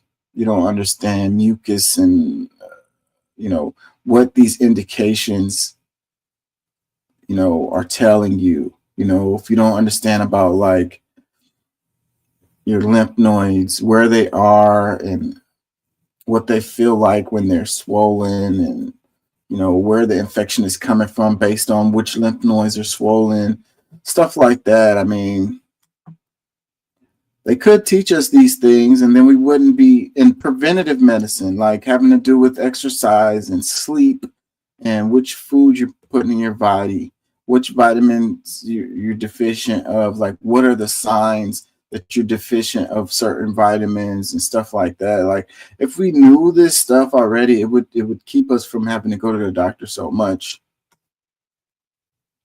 But again, they will make less money, so profit over everything, you know. They have to take care of their shareholders, you know. Another comment says, welcome to my dental plan. Yank them out, and I hope I have money for implants later. Another comment, it's literally cheaper to fly to Mexico, and I have done there. Another one, I understand my dad's dying of kidney disease, and we're drowning in bills.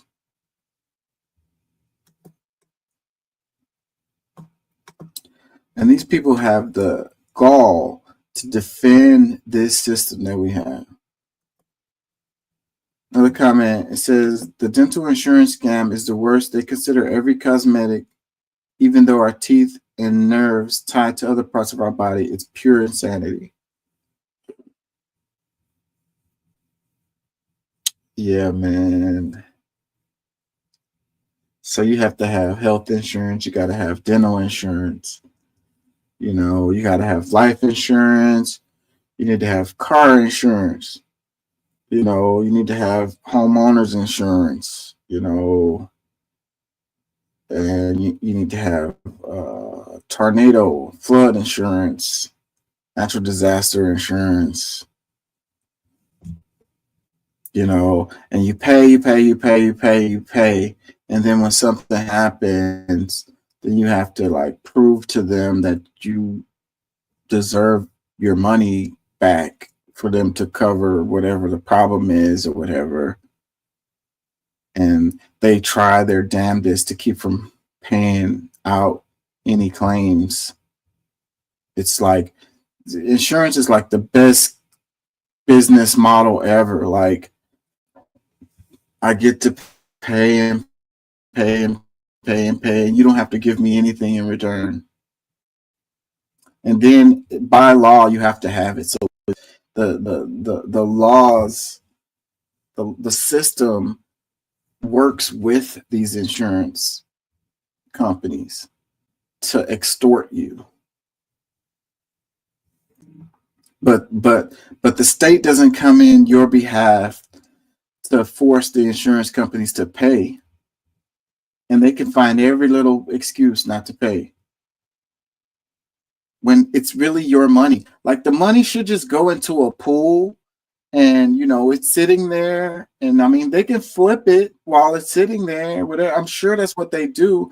It's like money laundering. It's like investment firms or whatever, or banks. The way they, like, the bank doesn't make money off like the little fee that they charge you for you having your account. They're not making money off of that.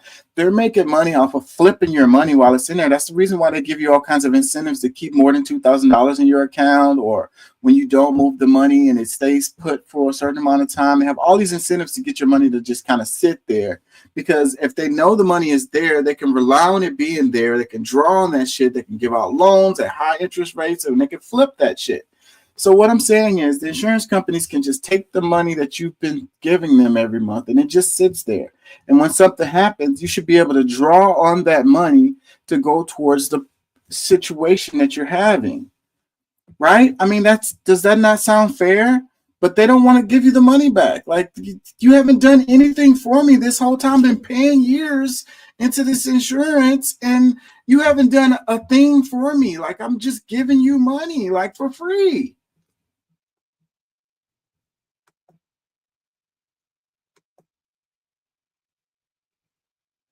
What's up, Doc? Hey, greetings and salutations. You have like a little bit of an echo on your thing. Hold on. I've been having some sound problems. It has a button that does like an echo cancellation.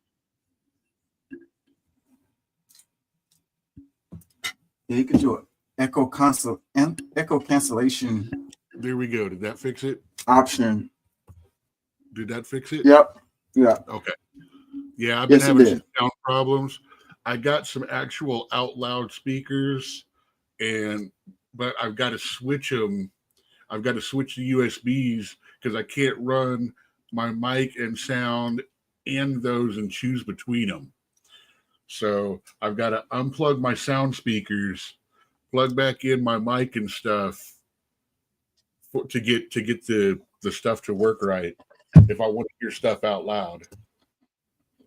Yeah, that's why I use these earphones. Well, yeah, that's the thing. I'm tired of using the earphones because I'm starting to get a damn dent in my head. Yeah, my kids are making fun of me, talking about I have a dent in my head. Yes, I mean, you do realize that is the future of humans. We all have a flat top on our head with a dent in it. That's unfortunate. It's going to end up becoming genetic. Yeah, just like the hunt shoulders for the keyboards. Yeah. That's unfortunate. Let me check my posture right now. I try to put my earphones in different spots on my head. Ever since my kids made fun of me about it, I'll be trying to put my earphones. I bunched mine up so it stays a little off my head now. Yeah.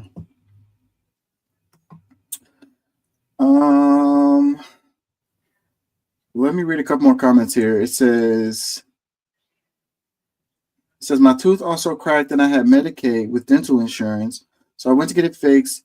You know what they said? We don't cover that specific tooth. That one isn't covered by your plan. Dang. Well, see, you had Medicaid, so that's probably why. But dang, if it was a different tooth, we would have got you. But that tooth, sorry. It's the wrong tooth. Terrible. Let me read this one. It says, and then if you do have dental insurance, it doesn't help because you still have to pay a shit ton. Yep.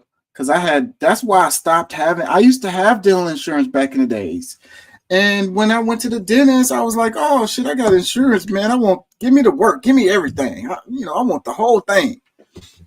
And then I get the bill and I'm like, what the hell? I'll give everyone out there a little trick to get dental insurance, regular insurance to pay for your dental work. You got to go to a regular doctor and have the doctor say that your infection puts too much strain on your heart, and therefore makes it a heart condition. And then he can prescribe the dental work as treatment for the heart condition, and that's might be covered under your insurance that way. Yeah, I've never heard that before. But It's one of those things that my dad, if I wouldn't know about it if the VA hadn't told my dad about it. The VA doctor, he got free dental anyway, but he still needed some stuff done locally and not have to drive 2 hours to the closest VA. So he prescribed it so it could be done in his hometown rather than him have to go to the VA dentist, the closest VA dentist. Mm. Well, that makes sense. I know that, the tooth stuff, it affects your heart, it affects your liver, it affects your kidneys. Any infection can be classified as a heart risk and then prescribed a special treatment by a doctor. And all he has to do is notate, here's the optional heart treatment and show that it's going to cost more than the dental treatment. And more than likely, the corporate accountant is going to pick the dental treatment. Yeah, I never heard that before, but that's a good thing right there. Yeah, so I had dental insurance for 3 people. I'm not going to say it's going to work for everybody, but I've already talked to a doctor, and he says that should do just fine. And he's also going to hook me up with the dental school. So not only that, the cost of the dental work is going to be about half of what it would be if I went to a regular dentist. Yeah, I had dental insurance, and the bills were so crazy. The co-pays, how much I ended up having to pay, even though I had insurance, that I felt like it wasn't even worth it. I was like, what's the point? I don't go to the dentist that often to be paying this every month, and I'm still going to have to pay so much whenever I do go to the dentist, and I might as well just pay out of pocket every time. And I found that way was cheaper. Yeah, in the long run. It's crazy. I would do good to get dental insurance now because mine are bad enough that it would be worth it. But then again, I'm saving up. I want to try to get the implant thing going on and just have them implant uppers and lowers total. Yeah, I've been thinking about doing something like that myself. Yeah, so for most people, especially if they're younger, dental insurance is not worth it. I mean, it's nice to go get your cleanings and stuff, but still that amount, that's not going to add up to justify, the amount that you're paying for your dental insurance every month. Let me play this. I wouldn't call it a recommendation, but I'd say until you're 30, don't bother with. I'm not going to say that's I'm not going to say that's great advice because it's not, but it's advice for the real world, the world we live in, not the world that we're supposed to be. Yeah. I was in there for 3 days for a leg surgery, and I'm going to read you the itemized charge list. First, semi-private room and bed changes, $12,487. Changes for drugs and IV solutions, $2,222. Medical surgical supplies, $2,918. Clinical laboratory changes, $5,314. Operating room charges, $7,749. Anesthesia services, $2,157. Physical therapy, $874. I literally had no physical therapy. I had surgery and I walked with the nurse when I got out. And I was the one who said I wanted to walk on my own. I literally held some random nurse's arm. Emergency room services, $5,615. Recovery room services, $1,948. For a total of a whopping $41,288. Free that boy. Say the beginning. I was in there for 3 days for a leg surgery, and I'm going to read you the. So it was leg surgery. You know, she could probably dispute some of those charges, like you go through the itemized through there. Your insurance company may do that for you, but you could do that yourself and be like, you know, I don't know about this particular charge or this charge or this charge. And a lot of times they will make changes because they push the price all the way up, assuming no one's going to ever look at the itemized or whatever, you know. But I ain't going to lie, I wouldn't even, I mean, I'm not giving advice. Don't do what I do, but I wouldn't pay that.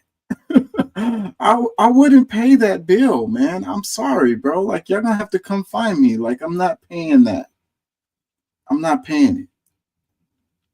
You know, it's you know, I don't get sick, you know, don't break any bones, don't get hurt, you know, because if you do, they're gonna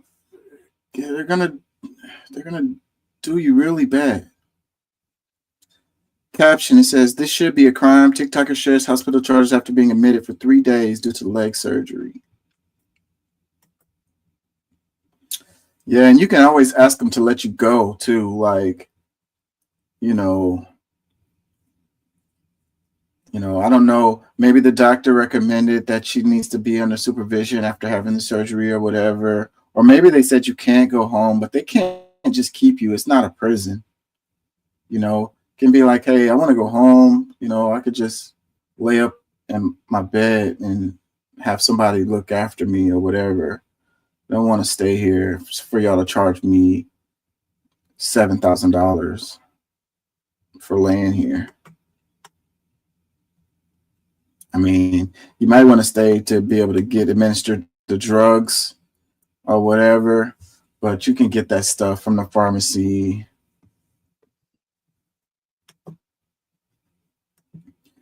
Let me read a comment. It says, people, it doesn't matter if her insurance is covering most of the costs. The point is it shouldn't cost that much, and she shouldn't be charged for services she didn't receive. In what world does it make sense for bed lining changes cost more than medicine? Bed linen changes.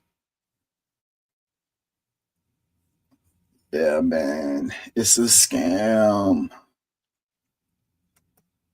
That's why it's a competition between the hospital and the insurance companies. The insurance is like, man, we're not paying for that stuff. Y'all crazy. It's like they charge you out of the ass for like what do they call it? The saline that they put in there, and that shit is like basically sugar water or whatever. Like it costs like nothing for them to produce it, and they charge you off the ass for that. Like they charge you for like the Band-Aids that they give you or whatever, you know, like the bandages. And we know you could go to the pharmacy and buy a box of bandages and it costs like a couple of dollars. But when they charge you out of the hospital, they charge you like hundreds of dollars for that shit. If you look at your bill, it's crazy. Comment, it says, if your hospital room costs $12,000 for 3 days, I'm just wondering what kind of lease they have on that building. You could have had a private physician come to your house for that price. Yeah, man. They should make it like a damn resort. It should be so freaking nice in there. They should be bringing you gourmet food. You should have like a massage therapist. You should have like, you know, damn, I don't know, big screen TV with PlayStation and Xbox for $12,000. Another comment, it says, my dad had LVAD, life-saving heart surgery, and it was $2 million. Well, if he didn't have that $2 million, it's like if you need a procedure that's going to save your life, like you're going to pay whatever they're charging you for, and they know that. So the profit motive is to be, you know, get the most out of them that we can get out of them. Comment, it says, got hurt in London, went to an urgent care, took an ambulance to the ER, had an x-ray, stayed overnight in the hospital, had a small operation, my pain meds, and was discharged. My bill was $0. When I came back to New York, I got an x-ray, my bandages changed, and my finger splint came to be $4,500. That's crazy. So he said he was in London, urgent care, took an ambulance to the ER, had an x-ray, stayed overnight in the hospital, had a small operation, pain meds, and was discharged. His bill was $0. Came back to New York, got an x-ray, my bandages changed, and my finger splint. Bill came to $4,500. You know, and I'm guessing that this person is a United States citizen. So you can be a United States citizen, go over there and get health care.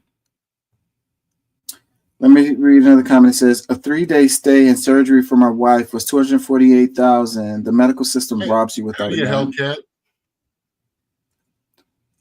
Just saying hi to Hellcat 76. Oh, okay, yeah. What's up? Yeah. Glad you're here. Glad you're listening. I got a friend, Melissa. I think that's her. Told her to watch us tonight. I gave her the address to join in, and I gave Curtis the address to join in too. All right, no worries. Thank y'all. Thank y'all for listening. Thank y'all for joining. Couple more comments. It says, but you know, we have the best healthcare in the world. Another comment. It's all a scam. We definitely need to bond him out at this point. Another one. So the anesthesiologist who holds your life in his skilled hands while under is cheaper than a room.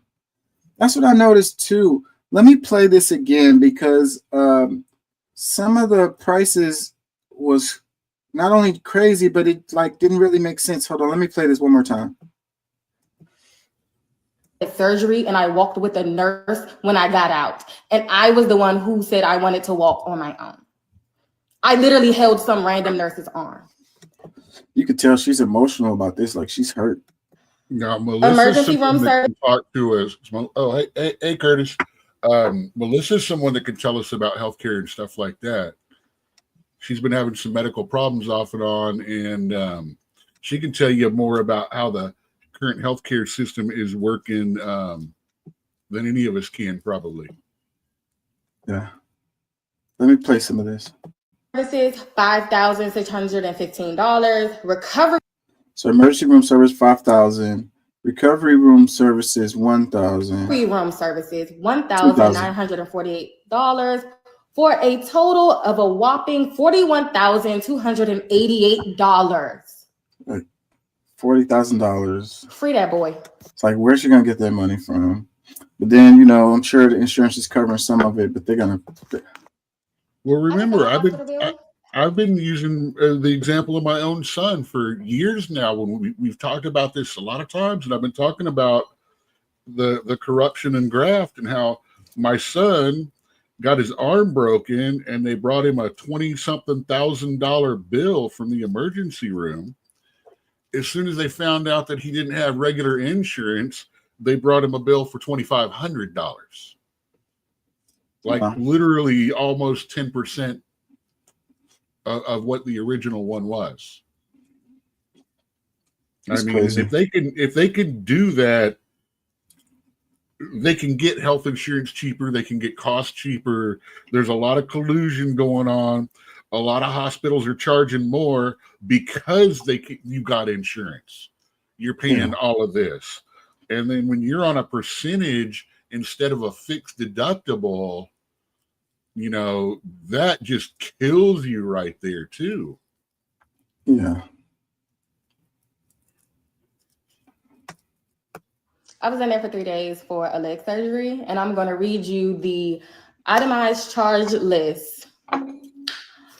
First, semi-private room and bed changes, $12,480. So the room was $12,000. It said and bed changes. I guess that goes along with the charge, but it's not. That's not really surprising, right there. $7. Well, changes for drugs and IV Tylenol in chat. Yeah.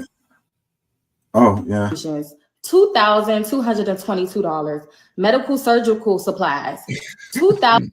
Medical surgical supplies, $2,000. So that's that thing that they, you know, what did they probably need? Like a scalpel, a couple of needles, you know, like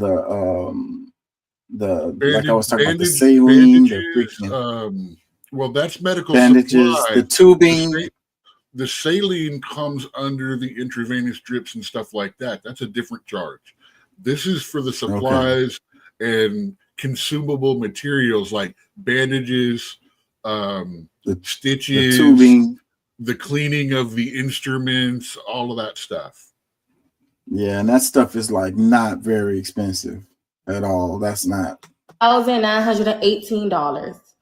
Clinical laboratory changes, $5,314. Operating room charges, $7,749. Anesthesia services, $2,157. Physical therapy, $800. Yeah, man, that's just crazy.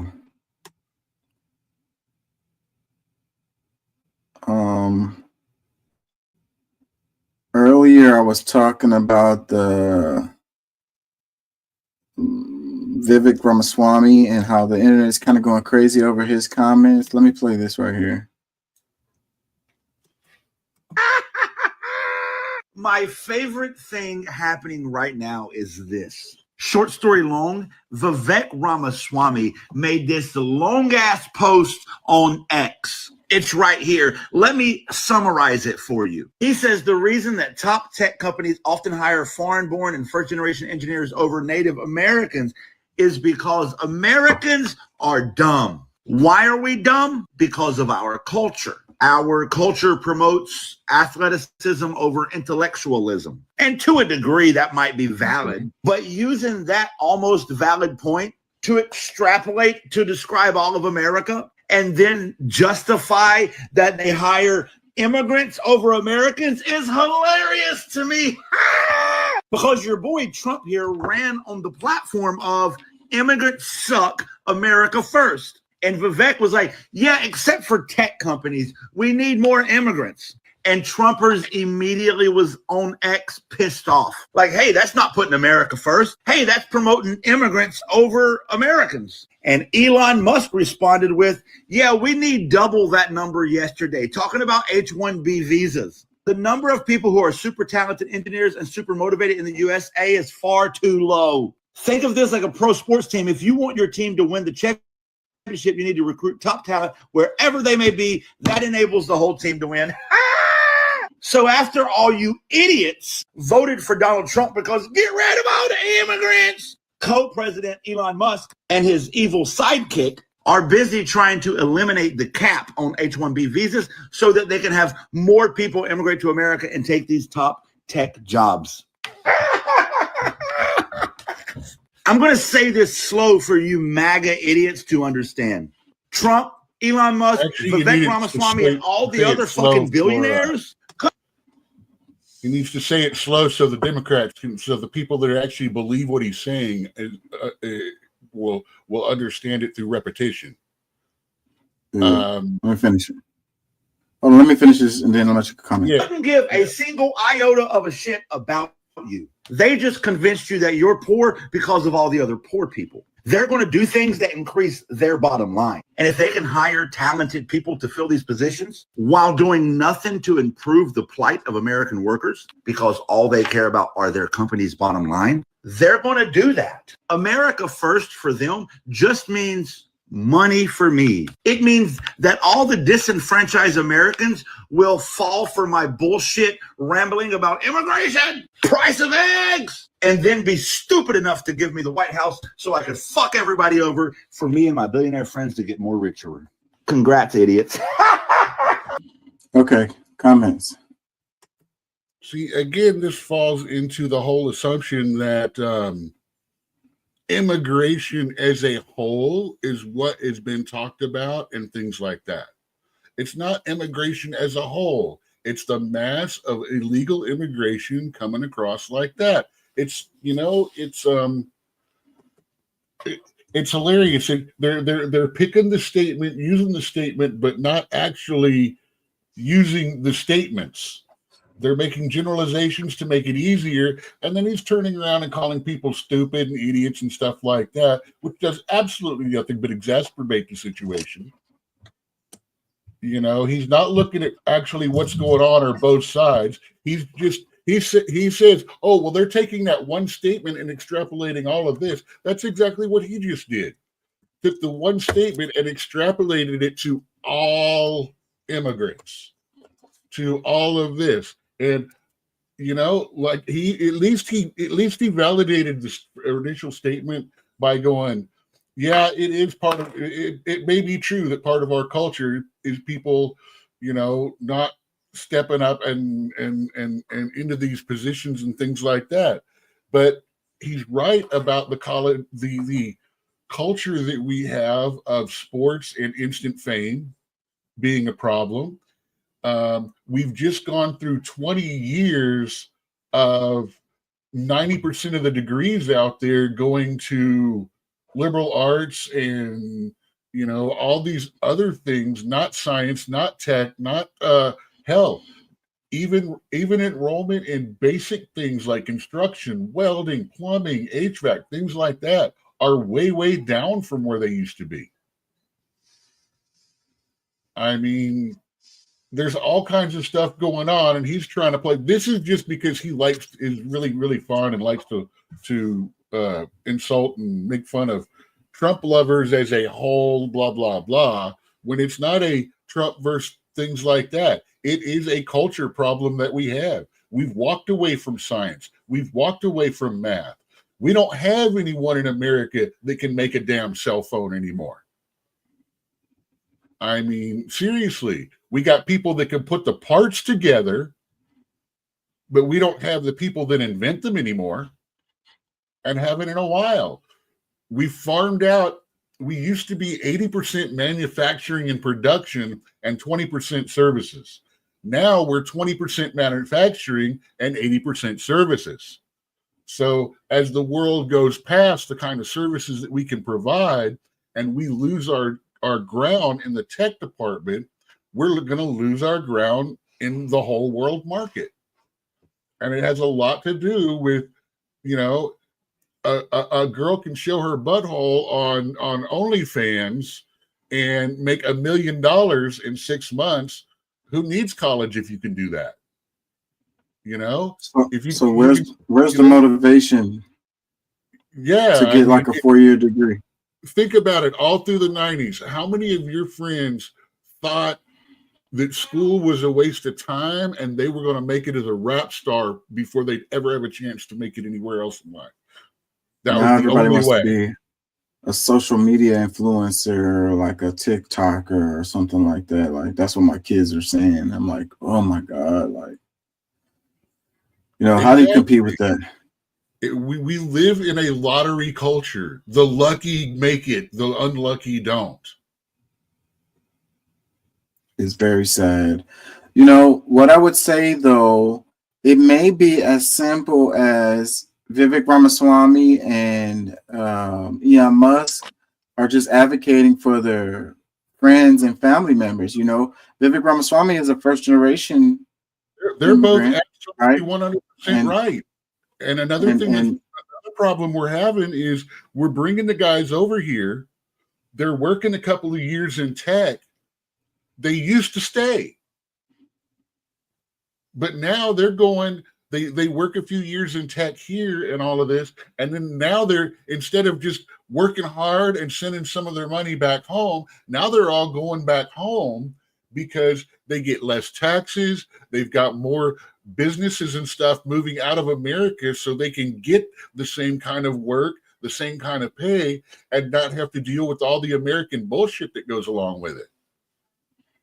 Yeah, well, you got to blame these corporations for, you know, offshoring all the manufacturing and shit. So that's definitely a part of it as far as that's concerned.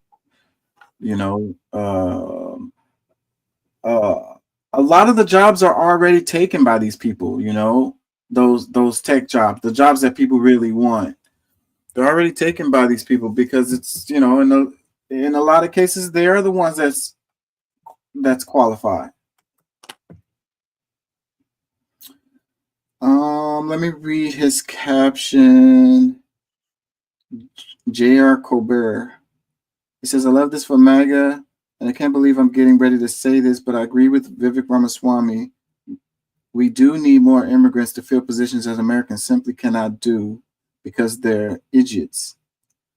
But I'm just going to sit here and watch MAGA eat itself. This is more inept. This is the most inept movement in the U.S.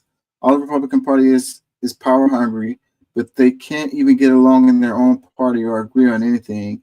They just continually contradict themselves every other day.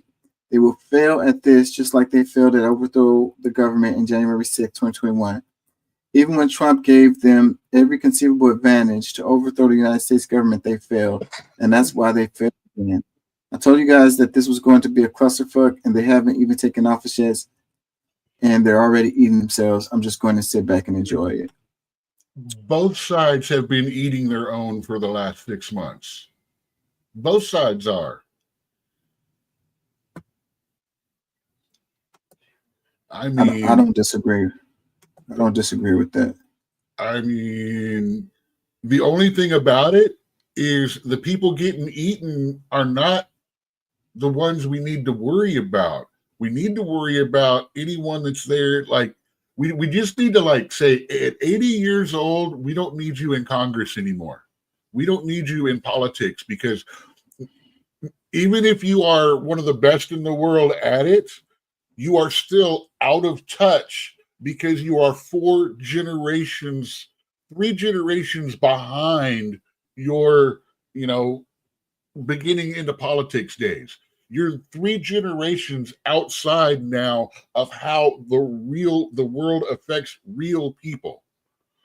And no, you're not real people. You're congressmen. You are the elite. We have made you that. You've made your money this way. You have almost to a fault become enriched by the jobs that we have elected you into. You should act like it, and you should be generous enough to step down, not just to people so they can move up, but to people that are in touch with what's going on 20 years ago, 40 years ago, not 60 and 80 years ago. I agree with that sentiment. It's like you should be appreciative, because a lot of the money that, like, these tech companies have made is off the backs of the infrastructure that was built here already. Like, they didn't build the infrastructure that led to the that they use every day. They don't pay to use those, this infrastructure that has been built. So they should give back. Let me read some comments. First comment, it says, "Are they illegal?" Well, you're talking about nothing. Another comment, it says, I deleted my X account. So I can't see how MAGA folks are reacting. Anyone following this over there? Well, that's your own fault. You created an information vacuum for yourself. Yeah, and the Vivek Ramaswamy tweet has been all over the place, like everywhere. So I don't know how you haven't seen that. Another comment, it says, it's not like any MAGA hats were going to be filling any tech positions. It's a wonder why they can't get the lid off of peanut butter. Let's see. It says, and to add, the H-1B visa program also has a lot of illegal immigration as well when they overstay their visas, Chinese, Indian, and Pakistanis. And this is a comment that I was making earlier related to the people overstaying their visas. And you've got to understand that there's different kinds of illegals. The illegals in question are people that were never legal in the first place. And the numbers that are used, there's more that have overstayed their welcome every year than there is that actually come in. And that number is skewed because of the way it's counted. So first of all, the people that have come in on a visa, they crossed and came in legally. Those are not even high on the list of people to bother with right off the bat. The first thing, it's the illegal ones, the ones that are crossing illegal in the first place, the ones that are coming over here. Oh, well, we want to be part of this country of laws and stuff, and the first thing that we do is break a law to enter. Then we break another one, and That's the thing right now. It's illegal immigration. The first step of the immigration being illegal. That is the problem. And truthfully, that's not even what should be focused on, is other than it should be the people the illegals who are criminals that should be handled first. The ones, I'm sorry, you commit a crime, you're here waiting on your hearing, stuff like that. You don't get your hearing, you're gone. That's the way that's the approach that's being taken from what I read and understand when I'm reading this stuff about the right. When sound clips and headlines, it sounds like they're going after every single immigrant that exists. Yeah, well, I don't think anyone would, disagree with that, what you're saying about breaking the law or whatever, and you're waiting for or whatever. But when they say that they they crossed over here illegally, then they've already broken the law. So that mutes your point there. So, they came over here. It absolutely 100 moots nothing. If they're saying that they are initiating their contact with the United States by breaking the law, they are illegally entering the United States. Well, okay. Now that is the first level of illegal immigration that I'm talking about. Now, when I'm talking about saying, these guys that are waiting and all of that,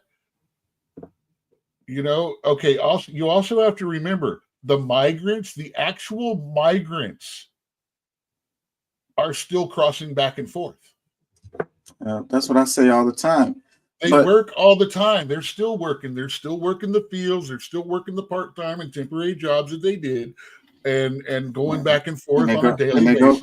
And a lot of them, they go back after the season is over. They go back home. And they're not that we've never really gone after them either.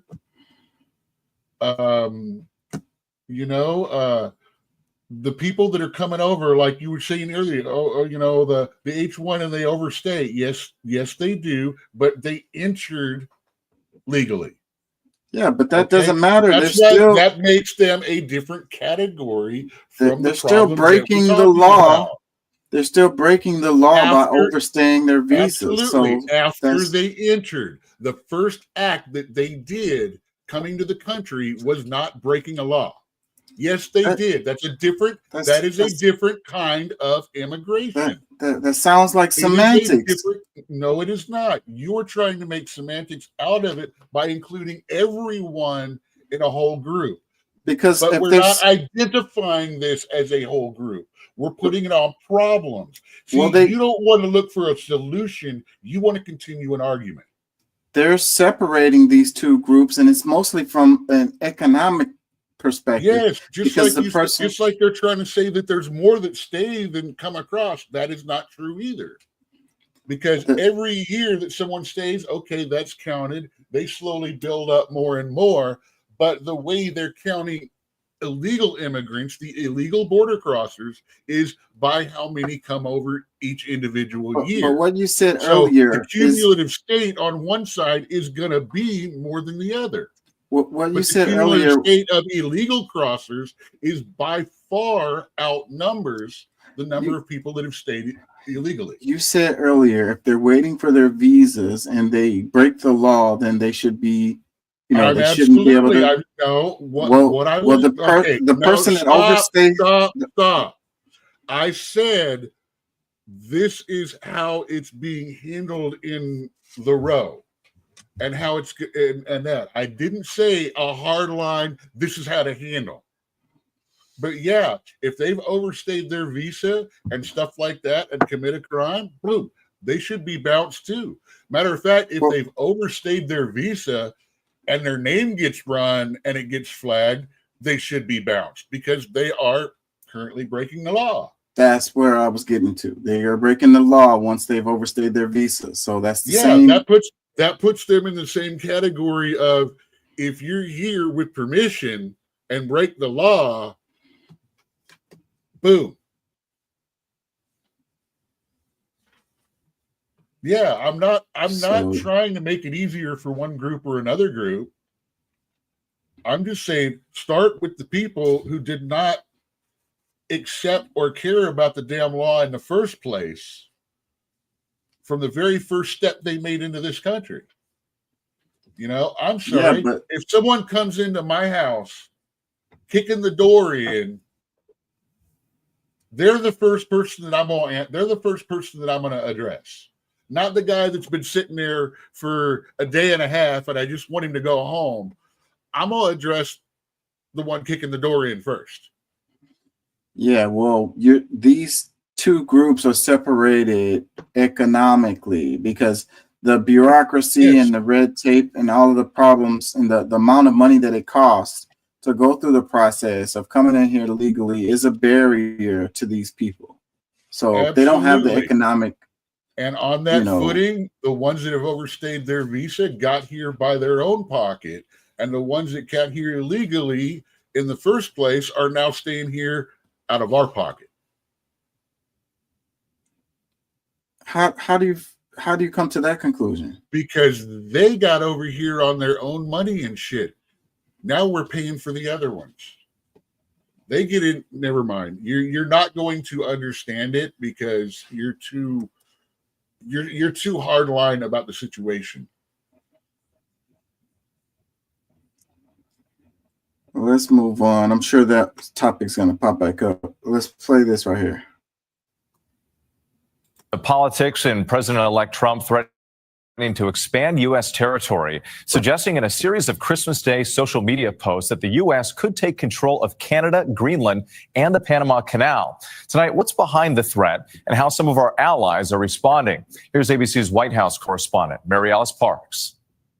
Tonight, the president of Panama, Jose Raul Molino, calling President-elect Donald Trump's claims that Chinese soldiers are running the Panama Canal nonsense. Trump Wednesday writing on social media, quote, "Merry Christmas to all, including the wonderful soldiers of China who are lovingly but illegally operating the Panama Canal." No existe un solo soldado chino en el canal. There's not a single Chinese soldier in the canal, Molino wrote, adding it would be more appropriate to have direct conversations with Trump once he takes office on January 20th. Molino reminding Trump every inch of the canal is Panama's sovereign territory. For the last few days, the president-elect has been railing against the canal, suggesting the U.S. seize control, arguing Panama is ripping off American businesses. He nominated Miami-Dade, Florida County Commissioner Kevin Marino Cabrera, a longtime ally, for ambassador to Panama. Trump also suggesting once again that Canada should become the 51st state and that the U.S. should somehow annex the Danish territory of Greenland. Greenland's prime minister in a statement writing, "Greenland is ours. We are not for sale and will never be for sale." And President-elect Trump also blasting President Biden for his decision to commute the sentences of 37 of the 40 inmates on federal death row to a life in prison. Trump himself saying that he will vigorously pursue the death penalty when he takes office. Whip. Mary Alice Parks for us tonight. Thank you. Turning now. So, yeah, what do you think about this? The caption, it says, President-elect Trump threatened to expand U.S. territory in a series of Christmas Day social media posts targeting Canada, Greenland, and Panama. Mary Alice Parks has more on how some of our allies are responding. You know, what's weird about what Trump is doing? It's like he's still campaigning. It's like, bro, the campaign is over, bro. You already won, bro. Like, what are you doing? Like, it seems like he can't turn it off, you know? It's like he's been campaigning for the past 4 years and, you know, he can't switch gears, you know? That's what I'm getting from it. You know, it's like, bro, you already won. What are you doing? Like, making these tweets about this stuff is like, what are you hoping to accomplish by doing this? You know, if this is something that you want to do or whatever, then once you get in there, then you start pursuing that thing. Why even do this now? It's like it sounds like he's campaigning, but the campaign is over. So what is the reason? You know, and you know, the logical things relate. It's not very logical either. You know, Canada is already like pretty subservient, I would say, to the United States. I mean, there's no need to make them a state. And then what would that mean? If Canada was a state, would that cause the rest of the United States to have universal health care? You know, like there's a lot to that don't make sense. You know, the thing about Greenland, I'm sure has to do with resources and so forth. But what is the reason? You know, why would these people allow the United States to, you know, annex Greenland or whatever? And the thing with Panama, you know, it's a lot of money related to the Panama Canal, and so Panama has legally been operating it since like 1999 or something like that. And, you know, that's their whole economy. So why would they give away the Panama Canal? Like that would definitely lead to some kind of like armed conflict. And I think that the NATO or the nations would get involved in that on the side of Panama, because that wouldn't be a cool thing to do. Dang it, I lost my train of thought. What do y'all think about this? He's setting it. He's trying to set up a power position so he can negotiate cheaper fees for U.S. transit through Panama Canal. It's just it's one of those. If you watch enough lawyer shows and big corporate dealing shows and stuff like that, that sounds exactly like what this is. Trade is, remember, trade and improving trade and stopping America from being ripped off by the world is what he's about. So put that as your motive first. Hey, couple of jokes about this, say this and that, couple of words saying, hey, we know this is going, and then once he's president, hey, I can shut up now if you'll drop 10% off of our transit fees. Yeah. Well, everybody pays 15% off. I'll sit there and go, hey man, this is a great guy. I like him. We made friends now. And pump you up some. Everybody pays. There's the fee of going through the canal that everyone pays. You know, whoever's using it, you know, it's a service, and you know, so you got to pay for that service. Small boats do by tonnage of the boats, or it's done by tonnage of the boats and cargo, and I believe it's 2 cents per metric ton or something like that. It basically means a small boat or something like that will run anywhere from $1,000 to $2,000-$3,000 to get through, while a big old ship carrying cargo containers, we're looking in the $500,000 range to go through there.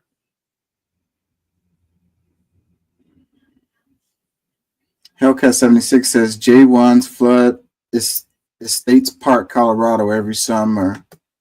She says they work their butts off, but definitely overstay on purpose most of the time. They all spoke openly about that fact. It's student visas.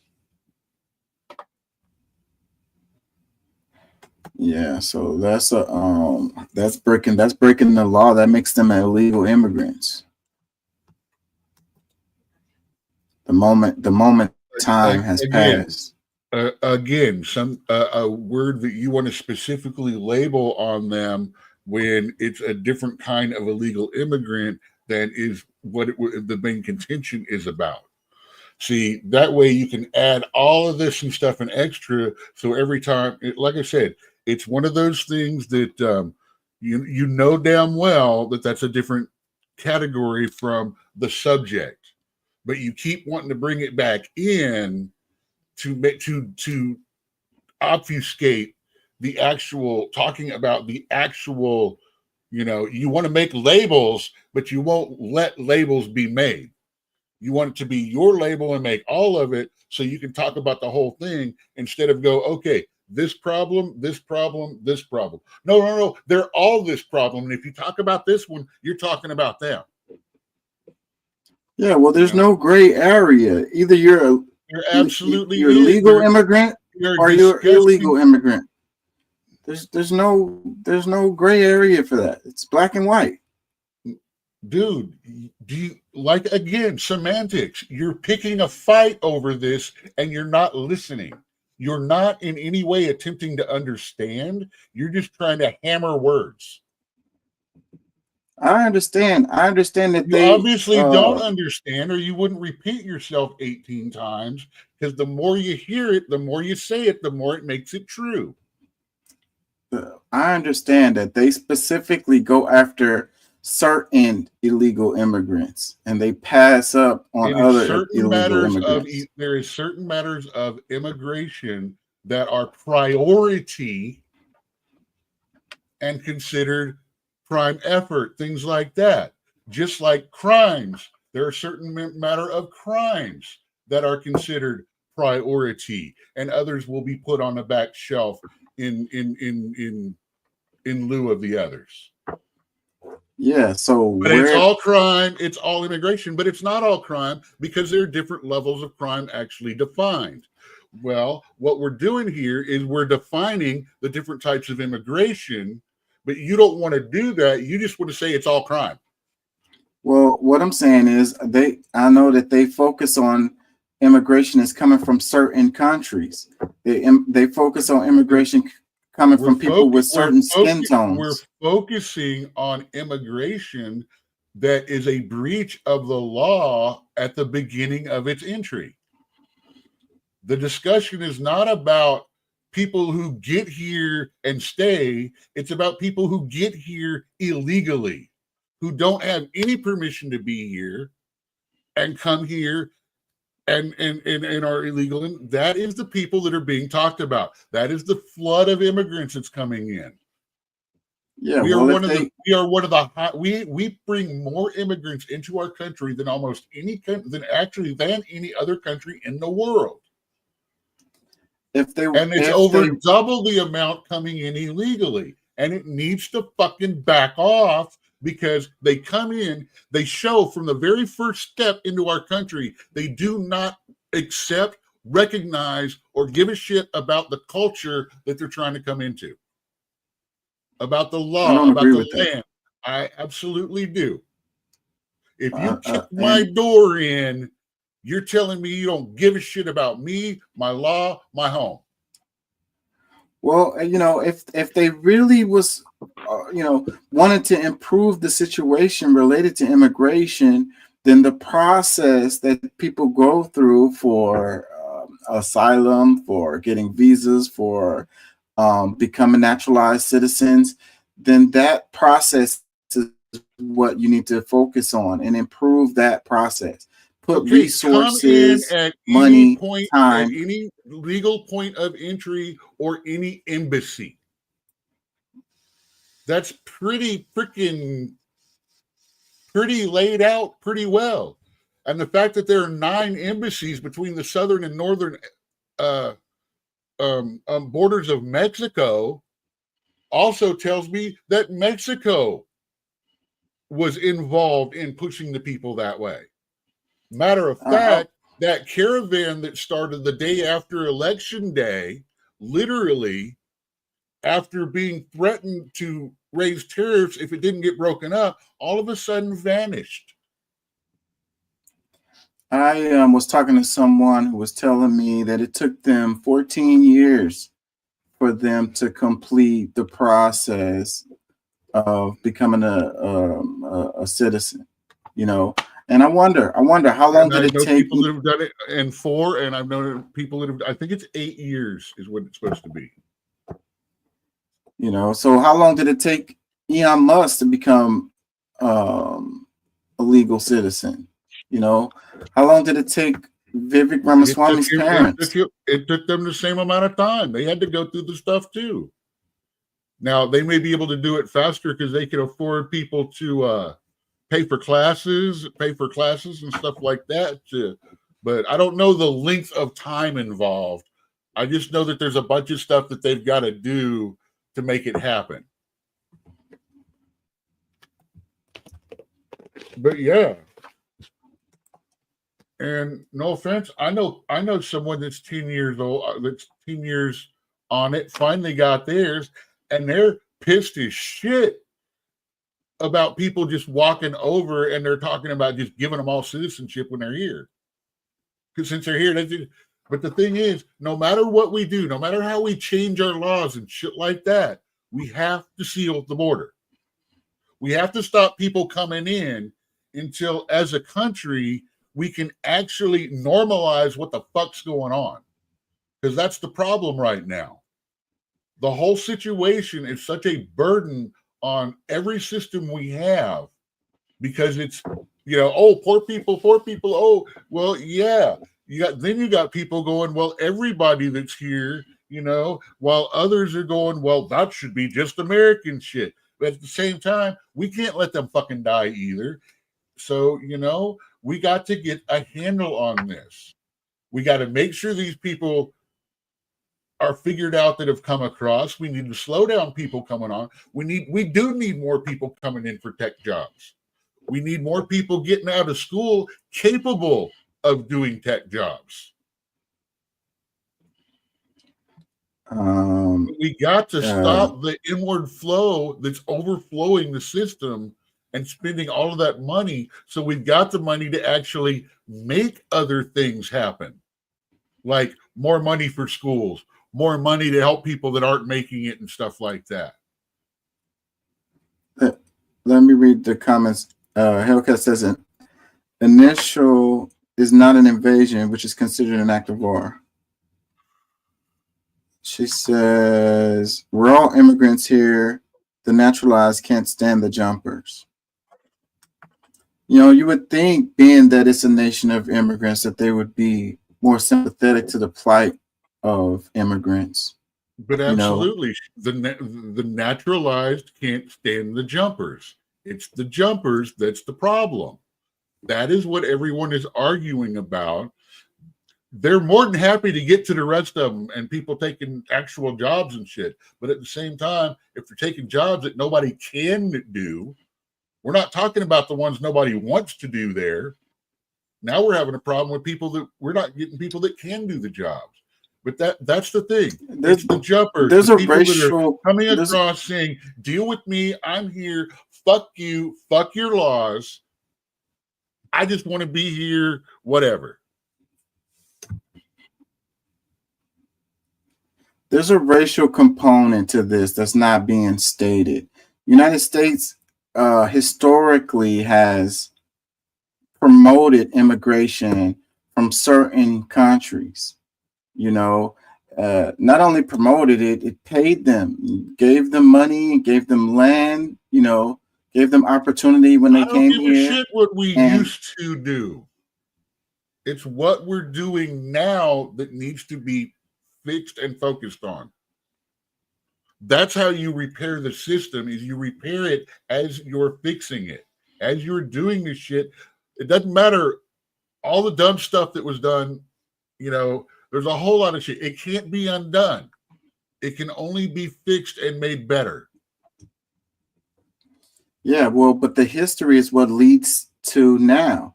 And it also explains certain policies that we have today. Bad, America bad, I know.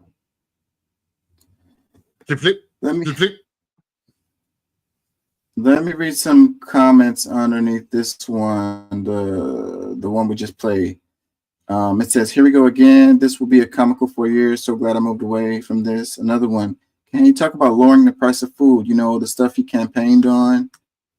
Another comment. Why did people vote for an American version of Putin? Another one.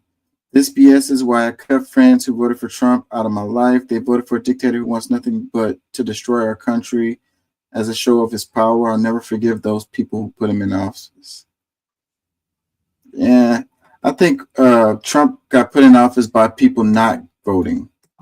Another comment, it says, he wants to be like Putin so badly, it's ridiculous. Another one, 4 more years of buffoonery. All of these comments are like the same. Let's move on. You know, and what you were saying about the money for schools and money for improving situations for immigrants or whatever, there has to be a political will for this, you know, and the driving force has been privatization of everything, profit for everything.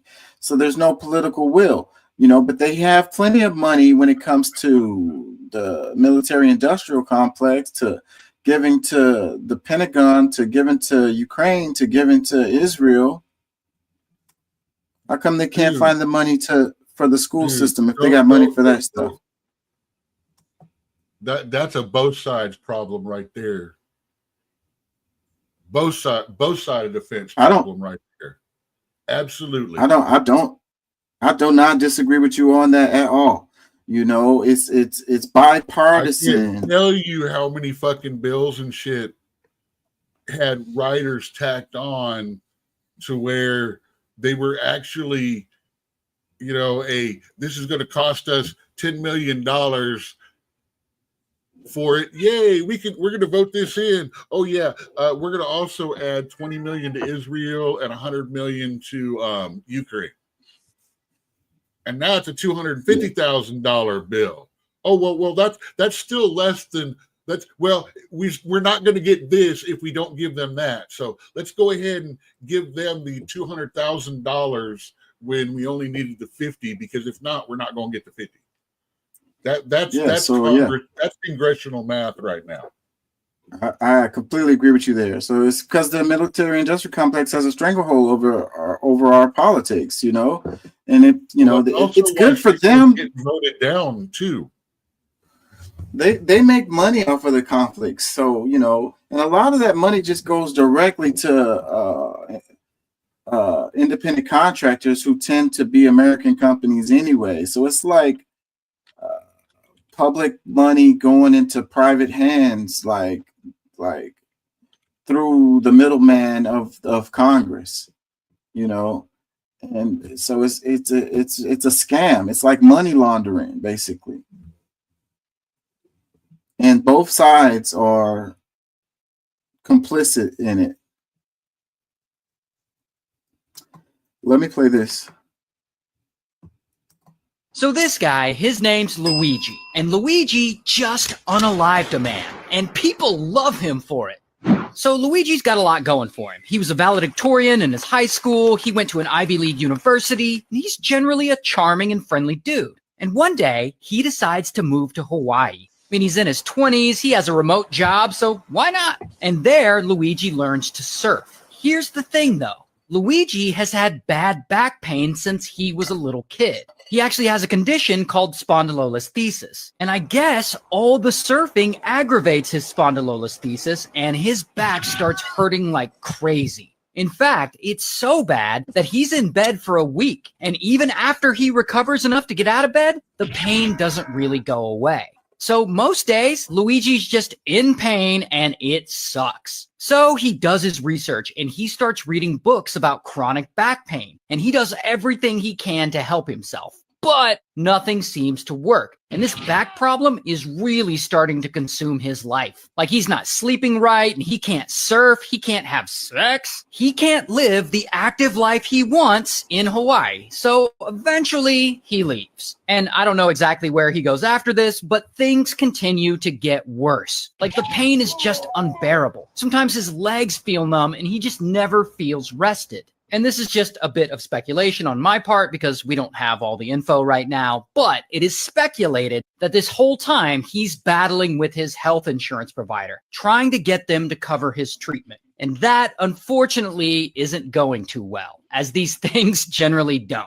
And eventually, something happens to him that gets him sent to the ER. And from there, he has to schedule a surgery for his back, no matter what it costs. I mean, there's no other way around it. This is ruining his life. So he schedules the surgery and he gets it. And it's a spinal fusion surgery where doctors fuse part of the spine together. And so they do the surgery, and after about a week, he's already starting to feel better. And little by little, he becomes active again. And he goes backpacking through Asia and he ends up in Japan. And this is just what he really needed. But again, this is speculation based on how American health insurance works, but it is speculated that during this, he continues to fight with his health insurance provider to get them to cover his back surgery. And they just keep giving him the runaround like they are known to do. And by the time he gets back to the US, bro has had enough. He's done with these insurance companies, and he's done with the US healthcare system. And so he decides to do something about it. And he comes up with this insane plan to assassinate a CEO.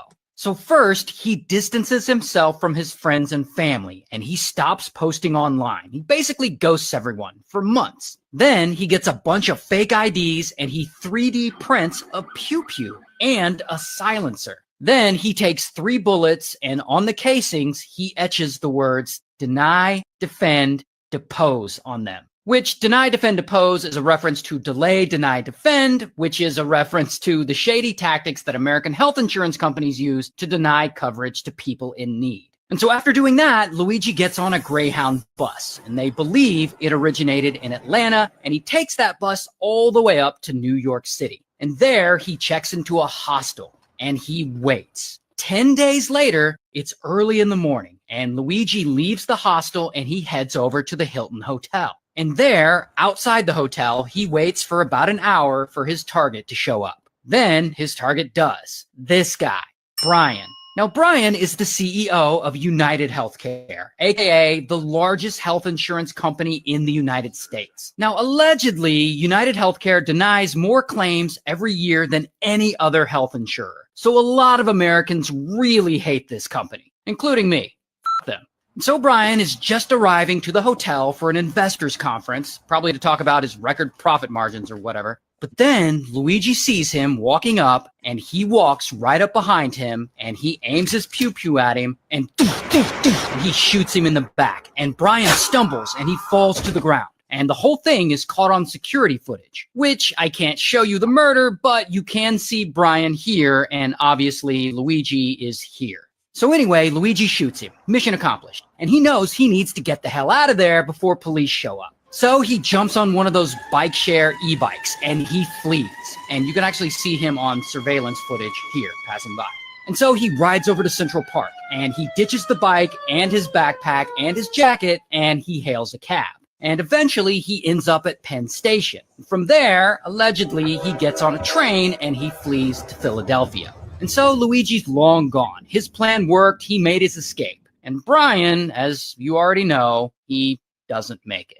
But then the news breaks. Tonight, the urgent manhunt in New York City after the CEO of one of America's largest health insurers was fatally shot in a brazen targeted attack. And as crazy as the story is, it doesn't really catch fire with the general public until the public learns about the bullet casings, the ones that had the words deny, defend, depose etched on them. Because this suddenly lets everyone know that the shooter's motive was likely tied to being denied health insurance coverage, something that nearly every American adult has experienced or will experience in their lifetime.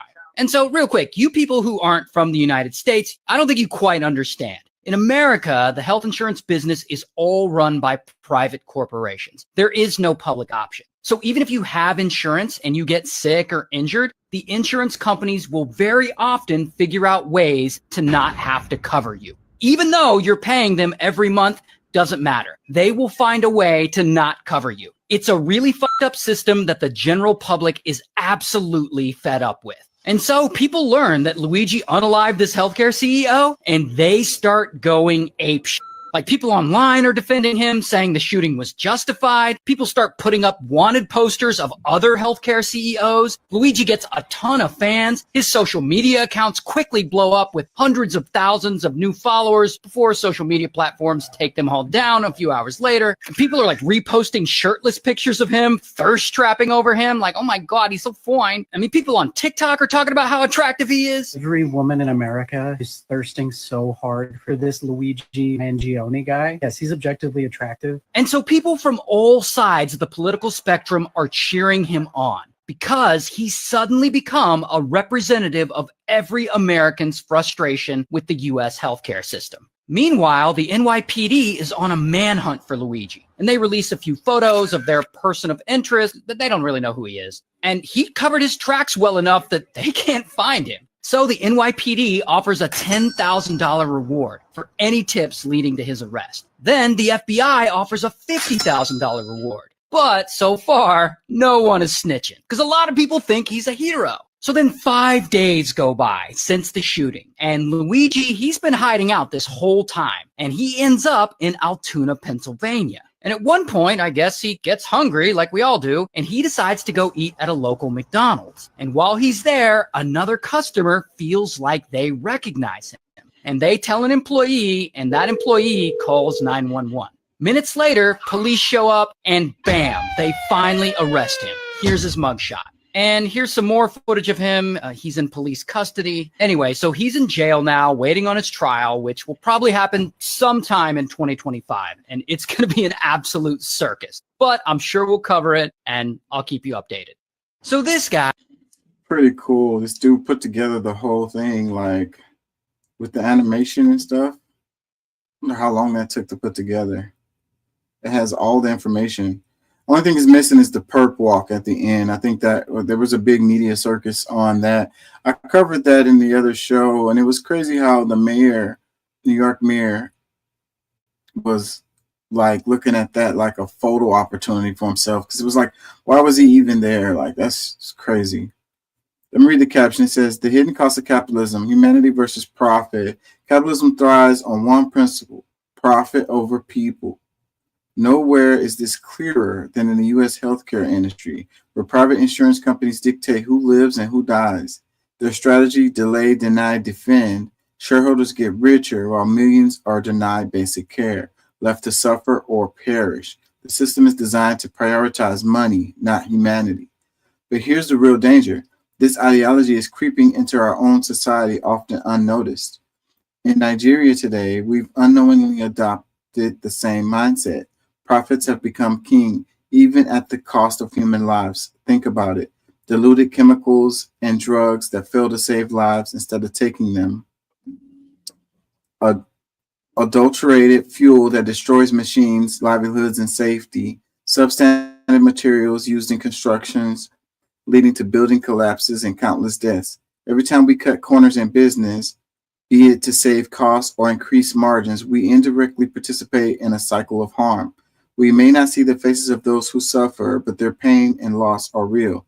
This isn't just a flaw in our economy, it's a crisis of the mind. We've been conditioned to believe that success is measured by profit, no matter the cost. But at what price? The true wealth of a society lies in its people, not its profits. Hold on.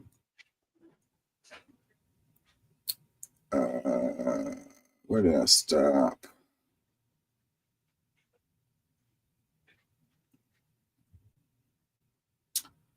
Let's read some more. It says, to break free, we must decolonize our minds and rethink our values. 1, prioritize humanity over profit in every decision, big or small. Hold ourselves accountable for the unseen consequences of our actions. Educate our communities about the danger of unchecked capitalism and the needs for ethical practices. Demand systems and policies that protect lives, not just wallets.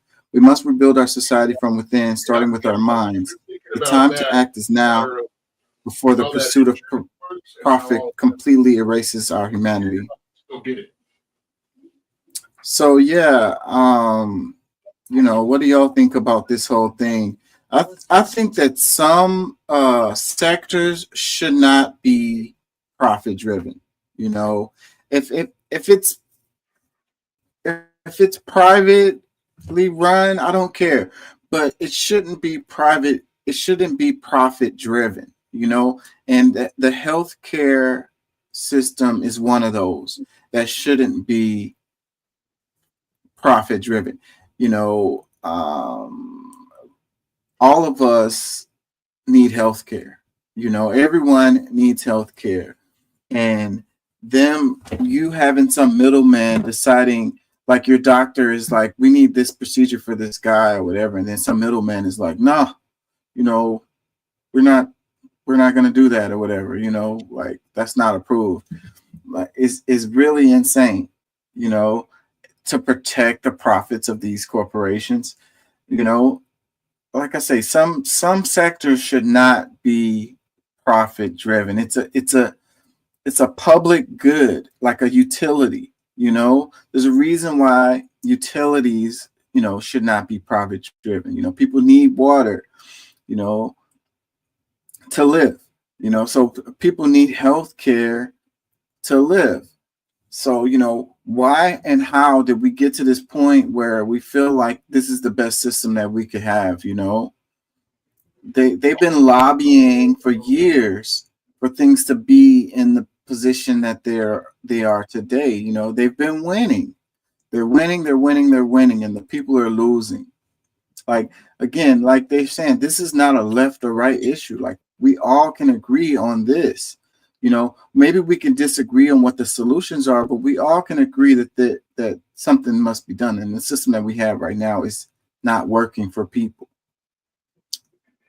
You know, and you can't blame the corporations for wanting to make money, because that's what their whole reason to exist is.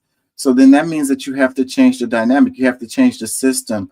You know, you have to force them. There goes that word, you know, to, you know, they shouldn't exist. Their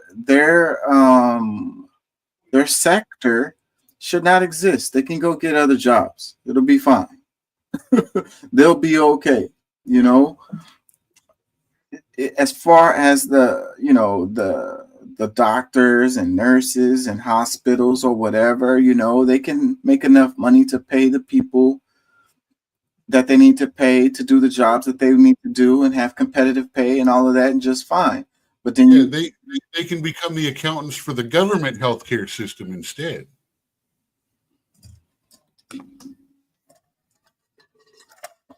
I'm not following you.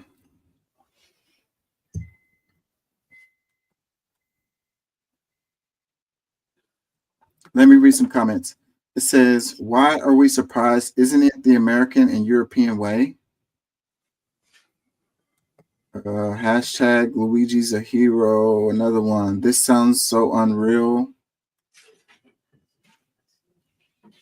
Another comment. Some are speculating that the McDonald's self-serve kiosk has face recognition tech, because how would anyone recognize him based off of that photo? Maybe an AI could, though. They said it was a person sitting in there who recognized him, and also a person that was working there who recognized him. I don't think it would be that hard to recognize him. At least be like, you know, it looks like the guy we think is him or whatever. You know, it's a crazy story. And from what I have heard so far, the person that called, the the McDonald's employee who called, they didn't get the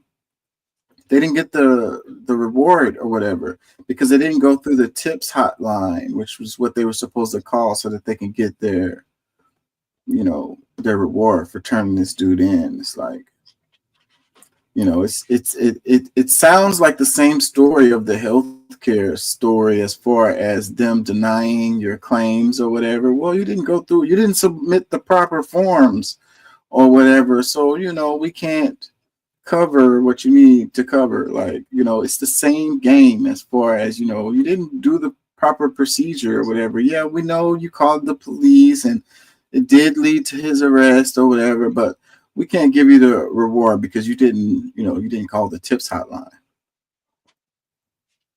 Well, isn't that quite shitty? Another comment, it says, my Saudi friends knew about this, and I'm like, what? To be honest, this was interesting to see through. Yeah, it's crazy how this story has really blown up. I'm really happy that the healthcare argument, you know, that this situation has brought that to the forefront and we're talking about it again. You know, they completely buried it. Bernie Sanders made it a national debate when he ran for president the first time. And since then, they've been moving further and further away from talking about anything related to, you know, our healthcare system. But now it's back.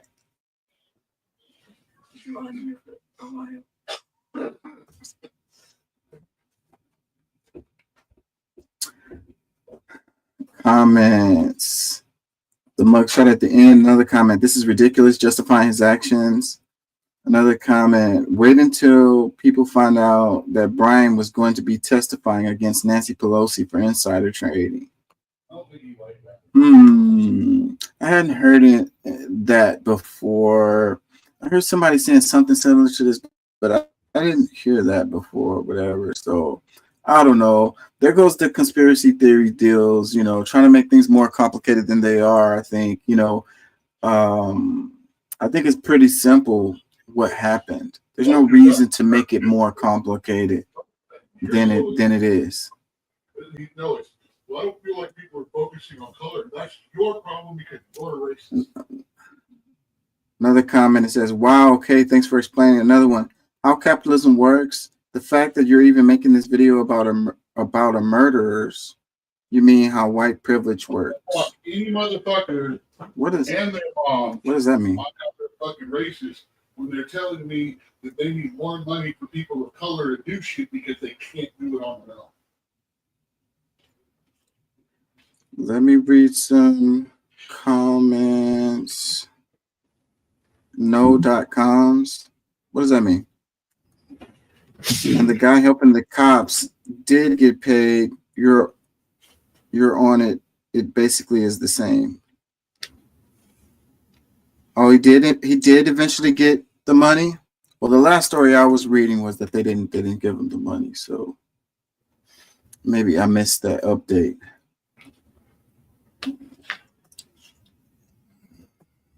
Let me see. Yeah, so this story has really taken the nation by storm. The trial is going to be crazy. I wonder if they're going to like mute it or whatever you call it when you don't let any of the information come out or whatever.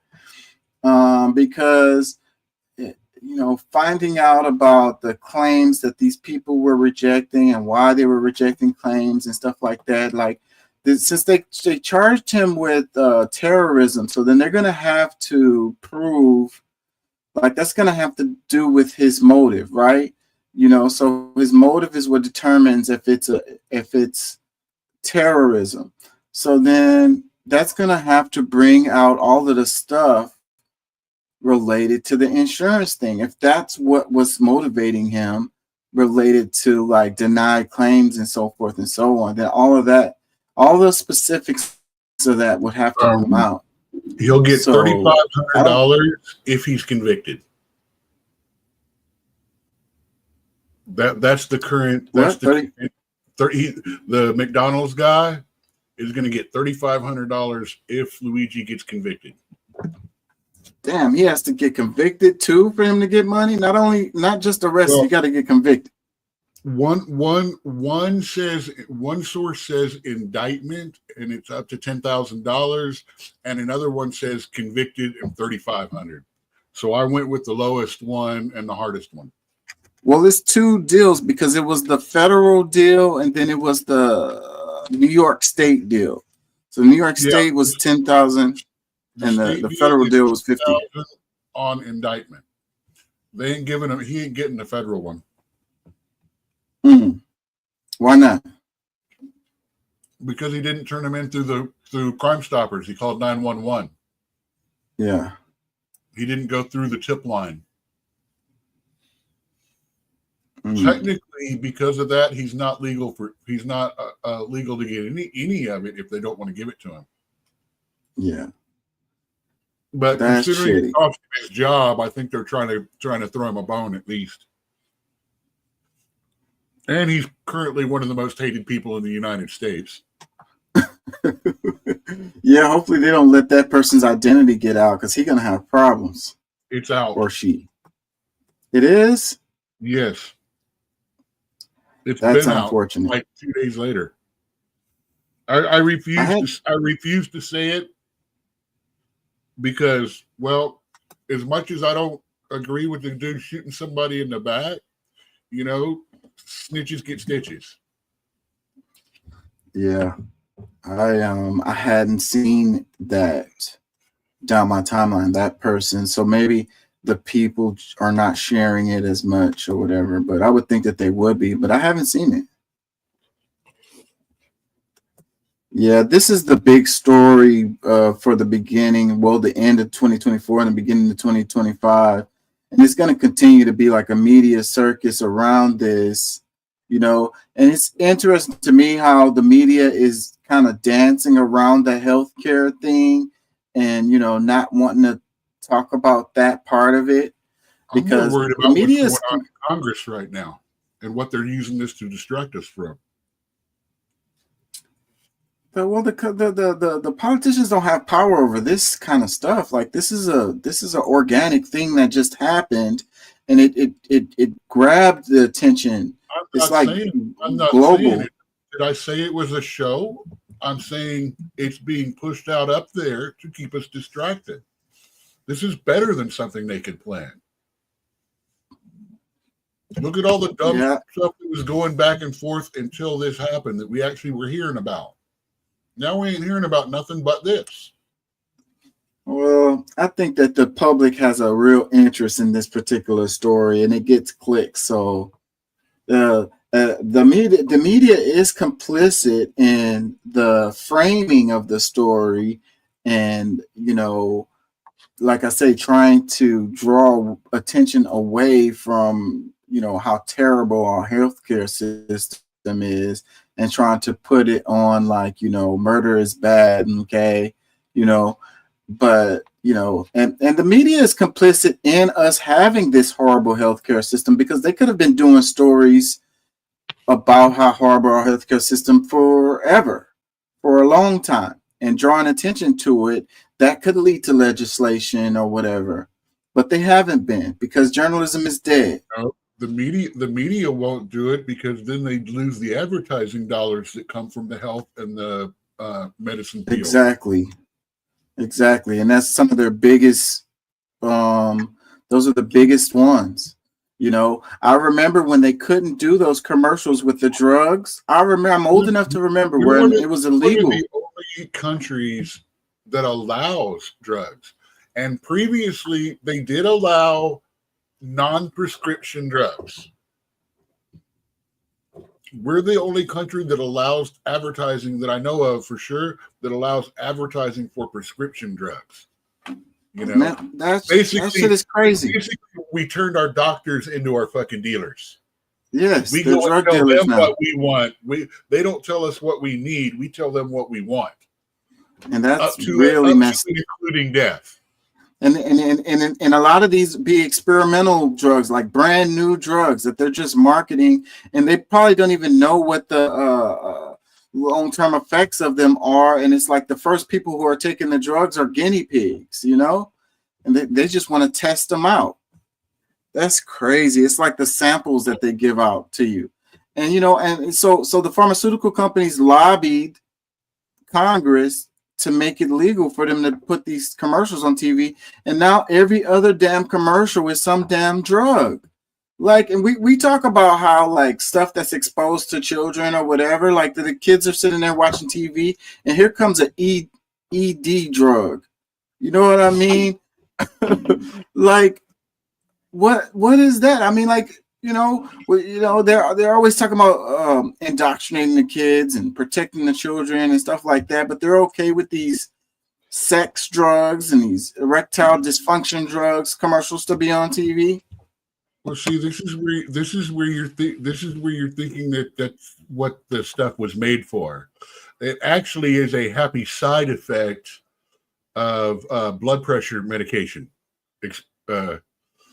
It was basically an experiment about blood pressure medication that went wrong, but they found it was giving people boners. So they said, hey, marketing went, oh, wait, before you trash that formula, we have an idea.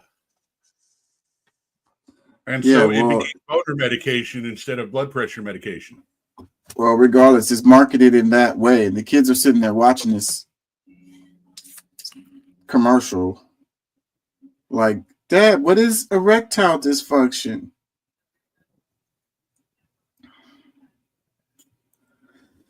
Let's do this one.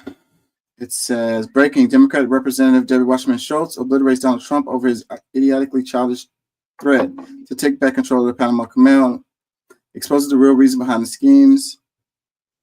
It says, it is utterly preposterous to suggest that we are going to send our military to Panama to, quote, take back the Panama Canal, Wasserman Schultz said on CNN. As I said, we have a treaty with Panama. We have free trade agreements with Panama. We are no more going to take back the Panama Canal than Panama is going to come in and try to take the Mississippi River from us, she continued. We have to have rationale, balanced diplomacy. She also addressed Trump's claim that China is illegally running the Panama Canal. It says, the Belt and Road Initiative, that China has engaged in something that, you know, I have traveled the globe with my colleagues and met with military leaders. Wasserman Schultz said, it is real. It is a real issue. But what we need to do is make sure that we strengthen our relationships with our allies and treaty partners like Panama, not make ridiculous carnival barker threats that buying Greenland, which isn't for sale, and we're not going to acquire and invading Panama to take back the canal, she went on. There's been a drought in Panama, and so it has slowed passage of ships. But what Donald Trump is really trying to do here is try to get better fees for passage for his corporate and billionaire allies, she explained. That's what this boils down to, and it's preposterous. It says, her analysis is spot on. If Trump gets suddenly worked up about something, you can bet it's because his interests or the interests of his rich cronies are involved. He doesn't care about America. He cares about profits. What do you think about all his MAGA Panama Canal nonsense? Please like, share. So, yeah, what I would say about this is that, you know, it is interesting how he has so many billionaires. It's the richest cabinet. Well, it will be. It will be the richest cabinet in American history. And we have all of these people who feel like, you know, Vivek Ramaswamy or Elon Musk is going to look out for the average working man. And I don't see how that you can come to that conclusion. You know, these people are the same people. That's these corporations that's screwing over people who don't want to pay people, who want a union bust, you know, who's price gouging, you know, who's setting market prices, you know, dominating the economy. These people like you've already interpreted their motives from the same amount of facts that other people are. So what makes, we don't know exactly that.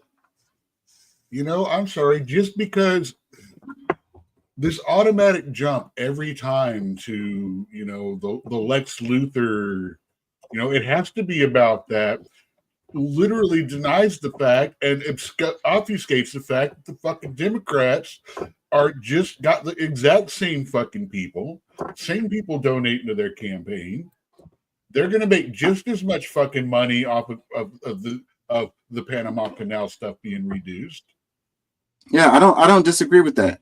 I'm talking about solidarity, like class solidarity, like these billionaire people, whether they're Democrats or Republicans. You need to find better words, because as soon as you say things like solidarity, people that know about Marxism are going to start tuning you out. Well, I don't know why. I think solidarity is a great word. I mean, camaraderie, you know, friendship among people that are like you. I mean, what is a better way of saying it? What I'm saying is these people have no idea what my life and your life is. How can we come to the conclusion that they are going to make decisions that's going to be better, that's going to improve our lives in any way? Why would they? You know, they're going to.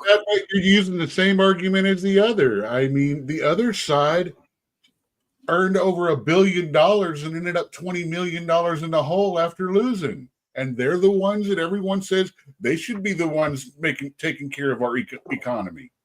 What are you talking about? Democrats? Yes. This is what I'm saying is not a Democrat Republican thing or even a left right thing, like at all. It's a working person versus an elite person thing. Yours was Orange Man's friends are going to make more money and stuff over this, leaving out the rest, which segued into both sides are going to get rich off of it. Yeah, I'm reading this caption under Occupy Democrats. So of course they're going to come from this perspective, but that's not the perspective that I'm having. Just because I read these or whatever, it doesn't mean that I agree with them. And that's what I do right away, is give the perspective that I have. Discussion, not what you were reading. Okay, the discussion is class solidarity. The discussion is working people versus billionaires. The idea that these super wealthy folks are going to make decisions that are going to benefit average people. That's what I'm saying. And I don't know how you can come to a conclusion that I wouldn't blame them for looking out for their friends, their families, their best interests, their bottom line, their profit margin. I mean, I don't blame them for that. If I was in their position, I probably would do the same thing. That's just logical thinking. But it's not logical to think that these people, they don't even have any idea what our lives are like. Like, they couldn't imagine it. They couldn't imagine, just making ends meet at the end of the month, just making enough money to pay your bills. They couldn't imagine us like rationing our groceries so that we can have enough to make it through the month. Like, they could not imagine worried about getting fired from their job and not being able to pay their rent and ending up being homeless. They could not imagine these things. So how could we possibly come to the conclusion that these people are going to make decisions that's going to be better for us? Whether they're Republican or Democrat, it matters not.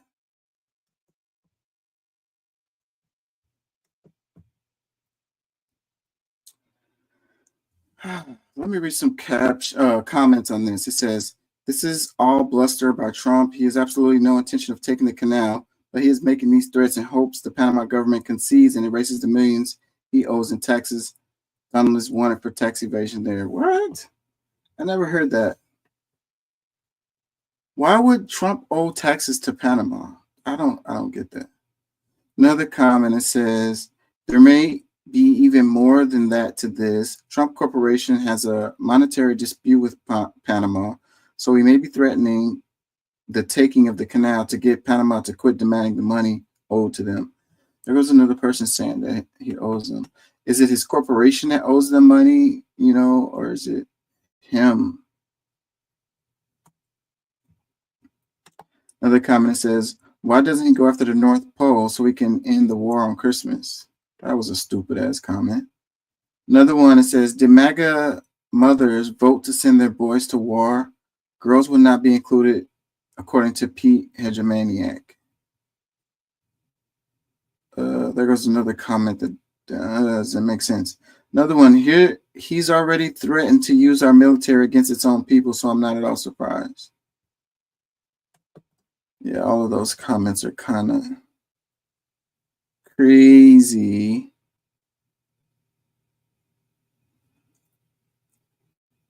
Let's do this one. At the beginning of the show, I was talking about Mali and Burkina Faso and Niger. And the guy, Burkina Faso, so he kicked out France and created his own manufacturing. And they've manufactured these gold bars and they've used them to pay off their debt.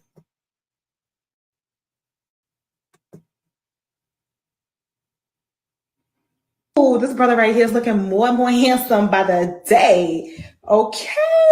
Shout out to Burkina Faso, Ibrahim Traoré. These are the results of their first gold production. This is their first few hundred kilograms of gold that they have produced since Ibrahim Traoré came into power and took over his mining sectors and started controlling his resources, and have kicked several European mining companies out of the country that have not been benefiting the country. He is truly leading by example and is a rebirth of Thomas Sankara, who was all about utilizing the wealth of the land to benefit the people and the economy, and not, accepting imperialists into the country to exploit the resources. So since Ibrahim Traoré, being the youngest president in Africa, at the age of 36, has invested in several key sectors like mining, like agriculture, like real estate. We're going to see some major projects coming from him. And they have been really trying to take this brother out. He has over 20 assassination attempts. May the ancestors continue to protect him, because he's truly a force to be reckoned with. I mean, if other African leaders took note and adopted this type of leadership, whew, Africa would be a force to be reckoned with. Okay, so much love to Burkina Faso. Oh, this guy is making moves. Let me see. Did I miss some comments?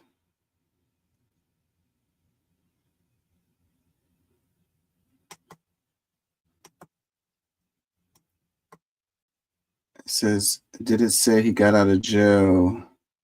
No, he's not out of jail. That dude is locked up. I think they said $500,000 bond or something like that. They're not going to let him get away. They're not going to let Luigi out. Yeah, they're not going to let him out for nothing. I mean, I would consider him a flight risk. You know, he already ran away. More of a flight risk than Diddy is, and they ain't going to let him out neither. Yeah, so I mean, he already ran when that's something we haven't heard about in the last week. What's that? We haven't heard anything about Diddy. That was in place of Luigi before Luigi happened.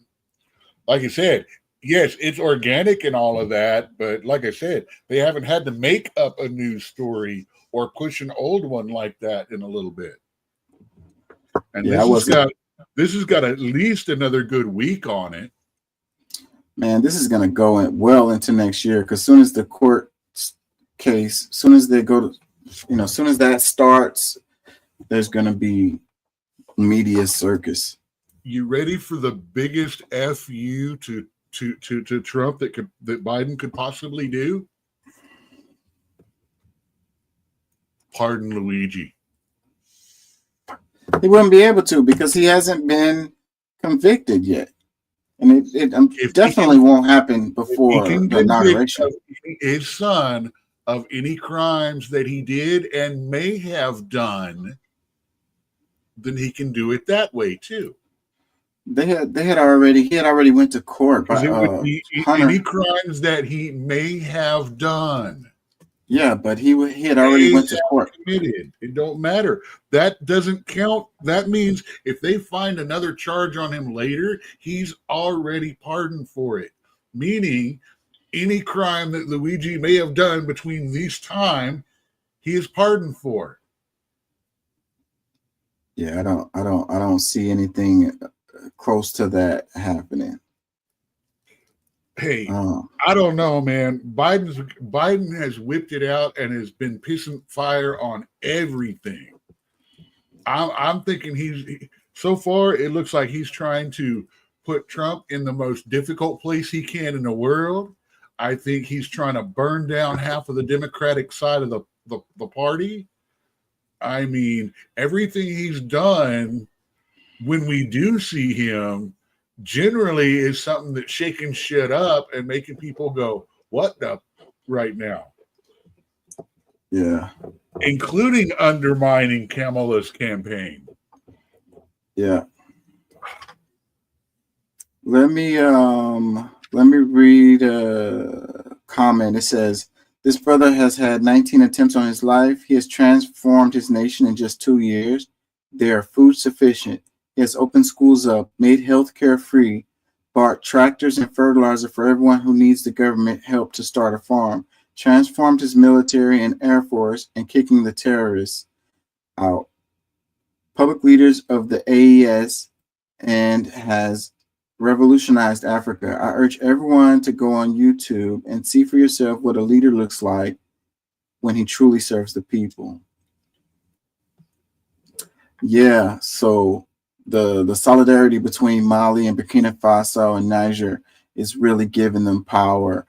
And hopefully this spreads across the Sahel and into the rest of Africa. Because you have these countries who were previously colonies, and then they they get their independence, but then they still completely rely on the country that colonized them. Like they have that as their official language. They use their currency. They allow private contractors and industries into their country to operate basically with impunity. So it's like they are still colonies, even though they supposedly got their independence. So these countries are actually showing that they are independent of their colony, their colonizers.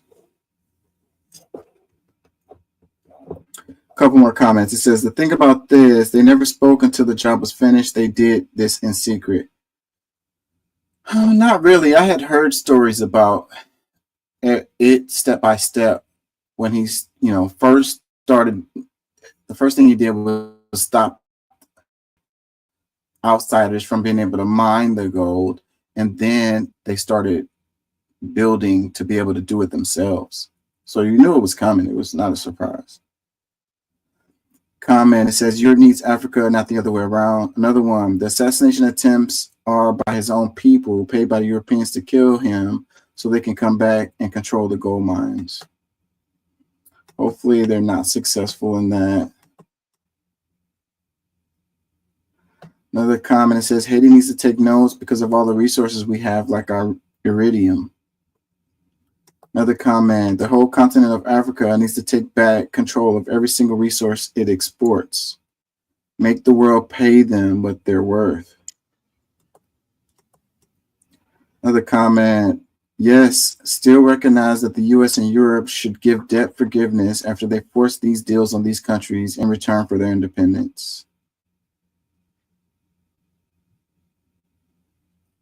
Yep. That's a real life feel good story right there. I'm not going to stay on much longer. I got to work in the morning.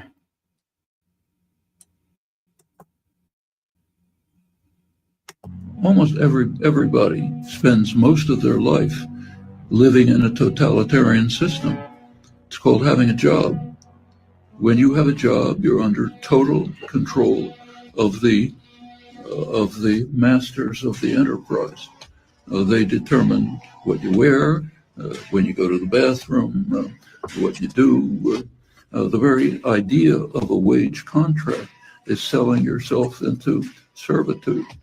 These are private governments. They're more totalitarian than governments are. But they can't legally murder you or imprison you. They can't legally murder you, but they can control everything that you do. Okay. Well, again, the right-wing libertarian argument would be, well, you're free to leave at any time. Yes, you're free to starve. That's exactly right. You have a choice between starving or selling yourself to a tyranny. Very libertarian. The right-wing libertarians, whatever they believe, are actually deep authoritarians. Almost everybody spends most. It's kind of the argument that I'm always making, like the governments aren't nearly as powerful as the corporations are. And we have to realize, what we're fighting against. Caption, it says, Noam Chomsky, our government's becoming totalitarian.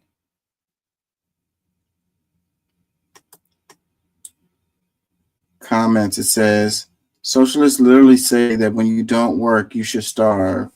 What is he advocating for? Another comment, so what's the option for him? Another comment, reading some of the comments here of people who can't imagine a different world beyond the current one is amazing. Another comment, how world would look like if everyone would not have to go to any job.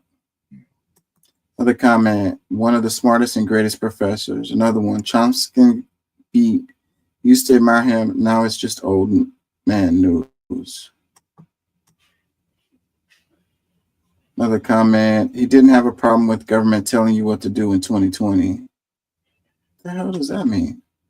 Comment, it says, that's what unions are for. Another one, but the jobs still need to get done. They need the workers just as much as we need them. That's true. That's why we have to leverage our labor. Another comment, Chomsky always surprised me in a positive way, making me think about obvious issues that I never had thought. Another one, he's right. Another one, gotta love this guy. Important to read everything he's ever written. He's one of the few honest, intelligent people on earth. It's really getting old now.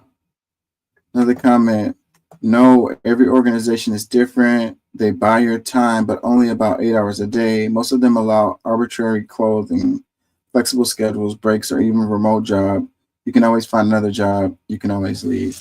You know, I think this is a fair argument. As you really can't. As far as the, you know, well, Chomsky is right, and this person's comment is right too. As far as not every organization is different, you know, is the same. So, like, you know, you have companies that let, you know, you have co-ops, you know, you have that guy who became famous because he was paying his employees like crazy amount of money or whatever. Now his turnover went to zero, and the profit went up to crazy amounts, and he was able to do it because he accepted a lower salary as the CEO of the company.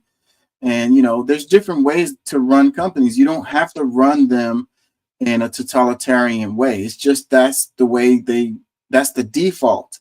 And that tends to be the way it goes. But it doesn't have to be that way. Totalitarian and money are two different and economically are two different things. Totalitarianism is about the rules you have to follow while you're there. Doesn't necessarily mean about have anything to do with your pay. He's talking total control of your time and everything, not of, like you said, basically you're rented. And during that time, they have total control of you. Right. In the jobs. We're speaking of jobs. Yeah. But it's still true that, you know, not every company has to run it the same way. You know, they can give you certain amount of freedoms, you know, like working from home and so forth. Remember, like after COVID, so, you know, COVID happened and they realized that they could let all these people work from home and still get productivity. The productivity were smart and downsized their office operations to handle it did pretty well. Which is also why there's a lot of empty big buildings in the downtown districts now when there used to not be. Right, that's what I was getting to is that, you know, so productivity went up, but then all these companies started forcing everybody to come back to work. Which means businesses are now moving out of there because it's cheaper to get space and that's causing the tax base to fall in those inner areas and stuff like that. Which, if you notice, those are also some of that's the tax base for some of the poorest areas in town as well, because it all basically radiates out from downtown, you know? Yeah. Well, that commute should be added to your pay when, you know, you got to drive back and forth to work and it takes that amount of time of your life every day. Man, I'm sorry, as a business owner, if you choose to live in Katy and not nearby, that's on you. Yeah, but what if I could just work my job, I could do it just fine from home. But what if that's you're forcing me to go to work? Okay, find another job. I'll find someone that will actually put the time in, come in and do what's needed. Yeah, you can sit there and say whatever you can about, it's proven productivity is better at home. No, that's not necessarily true. That's not everybody effective. And it also, if you're trying to build a culture or environment that's team and facial interactive based, that doesn't work. Well, that goes into the totalitarian part of this argument. No, that goes into different ways to run a company. Both of those can be true at the same time. You know, if you can get the work done and they don't have to come into office, but you're forcing them to come into office, you know, because you need to pay for your office space. Like, no, that doesn't necessarily pay for office space. I don't know. See, I know where you're trying to drag this, and I'm not gonna follow with it. But yeah, things change. They prove this, that, and the other, and it works for some companies and it doesn't work for others. And like he says, you can always move on and stuff like that. But when you move on like that, you rarely move up. Well, thank you for listening. I know we be on here for a long time. I'm gonna get out of here soon too. So Hellcat says, thank you for inviting me to join. This was a good discussion panel. I have to get out of here. Thank you for being here. Thank you for listening. Thank you for joining. Appreciate your time. Let me read comments. It says, 100 years from now, people are going to look back at Chomsky, his criticisms, his prescriptions, and think, duh, of course, didn't they do away with wage slavery at the same time of the U.S. Civil War? No. Nope. No. And now it's credit slavery.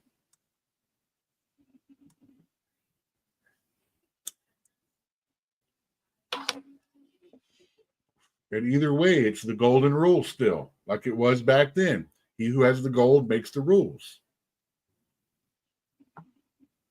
I think I'm going to get out of here too, because I'm going to need to wind down a little while before I can go to sleep. Let's do this last one right here. It says, I'm not sure who needs to hear this, but an economy ruled by a small group of billionaires is not a free market. Comments, it says, but it's okay because we're all temporarily embarrassed billionaires. Another one, starting a statement with the phrase, I don't know who needs to hear this, is a trite and non-inclusive. Another one, I am living the worst days of my life because of the war. Please do not forget us. Another one, nor is it a democracy. I agree with that too. Another one, we have been displaced several times and lost our home. Another one, capitalist oligarchy. Another one, at least Marxist definition is about production and judging by your name. That's what you mean. Another one, probably are the same group of people who need to hear it that were educated in a school system ruled by the same economic class. Dun, dun, dun. Another comment. Yes, it is, LOL. Anyone can participate. That's what a free market means. Anyone with capital, that is. Capital accumulation resulting in an entrenched oligarchy is a natural consequence of the free market. It's just one of the capital's contradictions. That's interesting. So it's like the idea of the free market capitalism will always lead to this monopoly. It's like the game of Monopoly. It starts off with everyone having money and being able to move around the board, and it ends with one person owning all the property and having all the money. Which is why I wish Trump had fucking a sack on him and would keep the chick in charge of the FTC right now. Yeah, it's going to be interesting. I'm glad you brought that up because that's one of the things that I'm going to be watching to see what he does. You know me. Most people wouldn't think I lean her way, but fuck yeah, I do.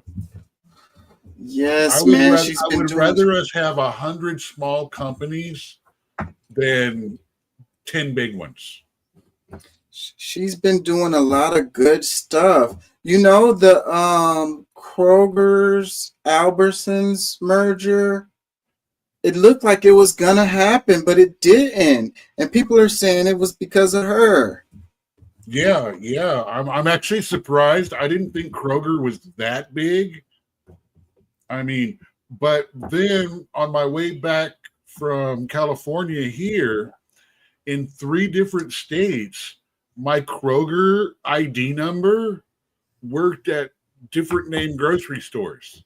Which is actually kind of cool. I ain't gonna lie. There's positives and negatives to these big companies because, like the Chase, I didn't choose Chase. I had Washington Mutual. Washington Mutual was bought out by Chase, and now it's like, you know, you have the Chase ATMs. They are everywhere, And because they bought up every bank in existence.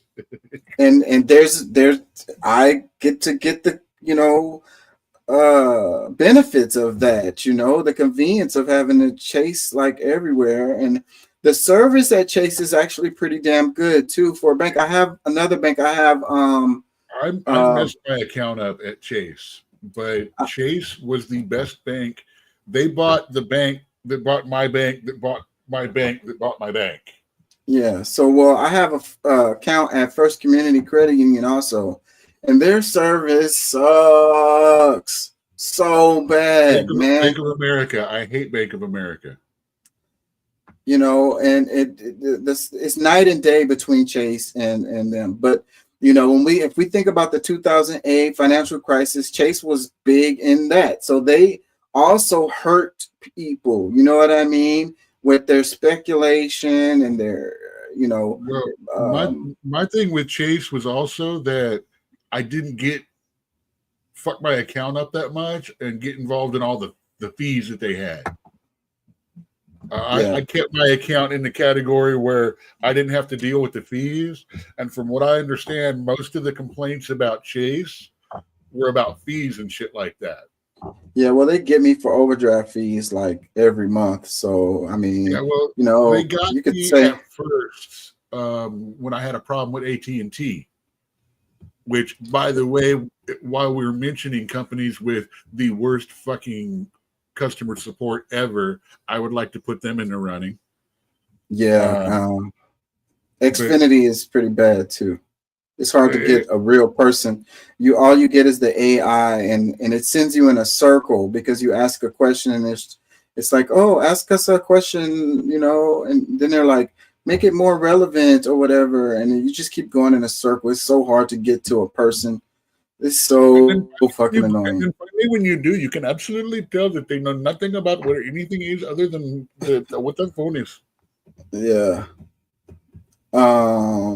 So yeah, we got on this talking about Trump, and that's one of the things I'm really gonna pay attention to because he created the Dodge Group or whatever, and that's what Vivek Ramaswamy and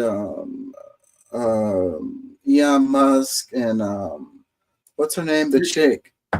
Here's my fear. My fear is that they're going to be a hammer, or they're going to be a sword and not a scalpel. We need a scalpel. We need a scalpel. We don't need a sword cutting things off. Yeah, I get you. Pulling out the bad tissue. I get what you're saying. It needs to be precision. So, but what people are saying, they're going to be cuts to Social Security, cuts to Medicare, cuts to SNAP, and all of these social services. Like that's where they're going to first go to all the fat is on the military industrial complex side. So that's where I'm always going to say, I would say that's where they should start if they're genuine with what they're trying to do. Notice that's where Trump started last time. Except going after the actual corporations, he went after all these fucking treaties that we're a part of where we're paying 80% of all the financing. It's like, oh, look at us, we're a great place. We don't spend money on our self-defense. We spend it on healthcare. We spend it on why? Right. Because we're fucking spending.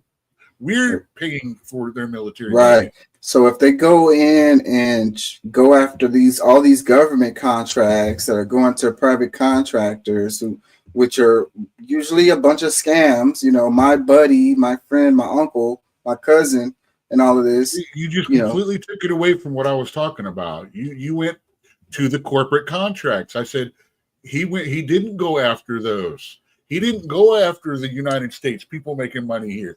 He went after the places where the American taxpayer dollars were going that don't need to go there. That's what he's trying. When they're saying government efficiency, they're not trying to say, cut these corporate people off. They don't want they want the corporations to make money. That way they'll keep paying money for their campaigns. What they want is to get all this place where we're throwing money out of the country to stop. He's trying to keep the money in the country, because if it stays in the country, it's going to be more available. It's easier to pass money around if it stays in the country.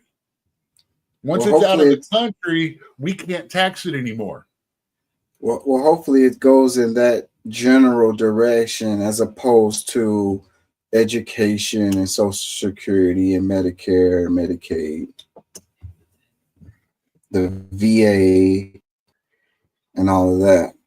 Well, see, it was that's where it goes. Thing. All the people that are generally more right-leaning that sound like they don't want that shit, yeah, they actually do, but we got to get the money for it instead of just making it happen and taking it out of everybody's pocket. We want to try to lower personal taxes, not raise them. And another thing that we really should be looking at doing is saying, right now, you're saying people can't live off of $2,000 a month. So why the fuck are we taxing people starting at $15,000 to $17,000? We shouldn't be taxing anyone until they make the minimum poverty level. I agree with that completely. Only money above that. And if we're saying $2,000 a month, you can barely make it. We should be starting our first level of tax at $24,001 and up. But their argument is going to be that that's attacking that's punishing the middle class. It's punishing success.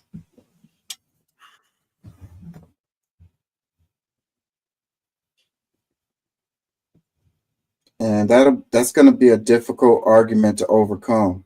Well, the other, again, and like I'm saying, the argument that I am saying is,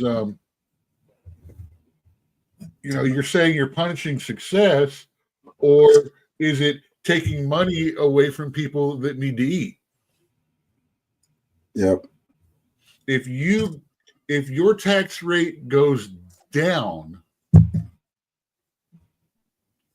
in that category, because if you do that, everything can be shifted up. You got to remember, your first $24,000 has no taxes on it either. You're getting the exact same benefit as everybody else. So it doesn't favor really actually it favors people that make a lot of money, and it's not really a big deal for. It opens up more money for the lower and middle classes. Yeah, I don't think they would look at it like that. And I agree with you. And I think it would also make they can't make that argument. Because we use the gradated tax system where you only pay a certain amount between certain amounts. Moving that bottom level up does not hurt anybody except the overall amount of taxes collected. And it'll also help these corporations. It'll help the economy. If these people, their low-level employees now are going to get more take-home pay, and they're going to spend it. And they're going to feel like it's the company giving them the money, and they're going to spend it. So they're going to put it back into the economy. So I don't understand the argument against that. As far as if you're concerned with making more money, because if the people have more money to spend, they're going to spend it. Rich people don't spend money; they invest it. They don't spend money. The economy is driven rich people spend our money. The economy is driven by poorer people. They borrow it from the banks that only have to have 10% of our savings in it to operate. Yeah. So they live off of our money, and then they pay that back off of stock investments. Yeah. So I mean, it benefits everyone for those people at the lower rung of the economy to have more spendable income. If we are expending our resources, our income on necessities like rent and food and utilities, then we don't have any money to, buy a car or go Most to of the people movies. that I talk to do not feel like they have savings income until they're making $3,000 a month or more. Until then, why bother saving it? I need it all to live. Because that's how much it costs to fucking live. Well, no, that also is because people expand their needs as they have the, they raise their living standards as they get more money in. You start making $500 a month more, instead of setting that $500 to the side and living like you normally do, you increase your standard of living to where you're now consuming that $500. And then when you lose it, you're hurting because you don't know how to live that way anymore. Yeah, you're right. I can't really argue with what you're saying, but I sympathize with the person that increased their standards of living, because it's like that's the whole point, right? Is to increase your standard of living. Like nobody wants to live in a shitty apartment and drive a shitty car and eat noodles. It's the instant gratification culture that we live in that causes us to do that, though. Yeah, we don't care. We don't care about 50 years from now. I want that double cheeseburger today. I want those Jordans now. Yeah. And you're right. I mean, I can't argue with that, because it's you're absolutely right, and it's about like living within your means, so that you can do better in the future. But I ain't gonna lie, I don't live within my means. I'm living above my means, I would say. Oh yeah, I dropped $6,000 in debt this year. Yeah. Yeah, I'm about that has a lot to do with our roommate moved out on us with no warning. Yeah, I'm about in that same boat. So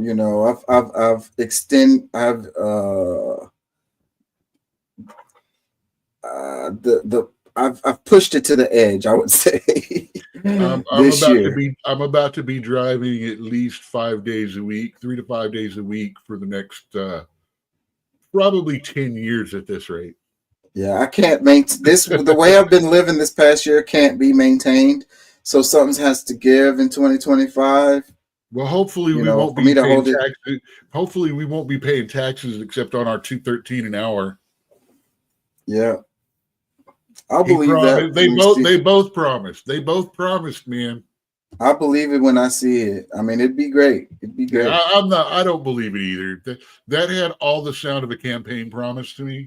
Yeah. And especially when she repeated it 3 days later. Yeah.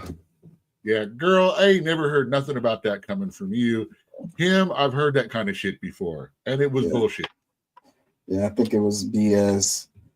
I don't know how he will be able to pull it off, but if it happens, that'd be great. Ooh, so another point of Biden's middle finger out at everybody and at Trump, him auctioning off all the wall supplies. Yeah. Which that's just wrong.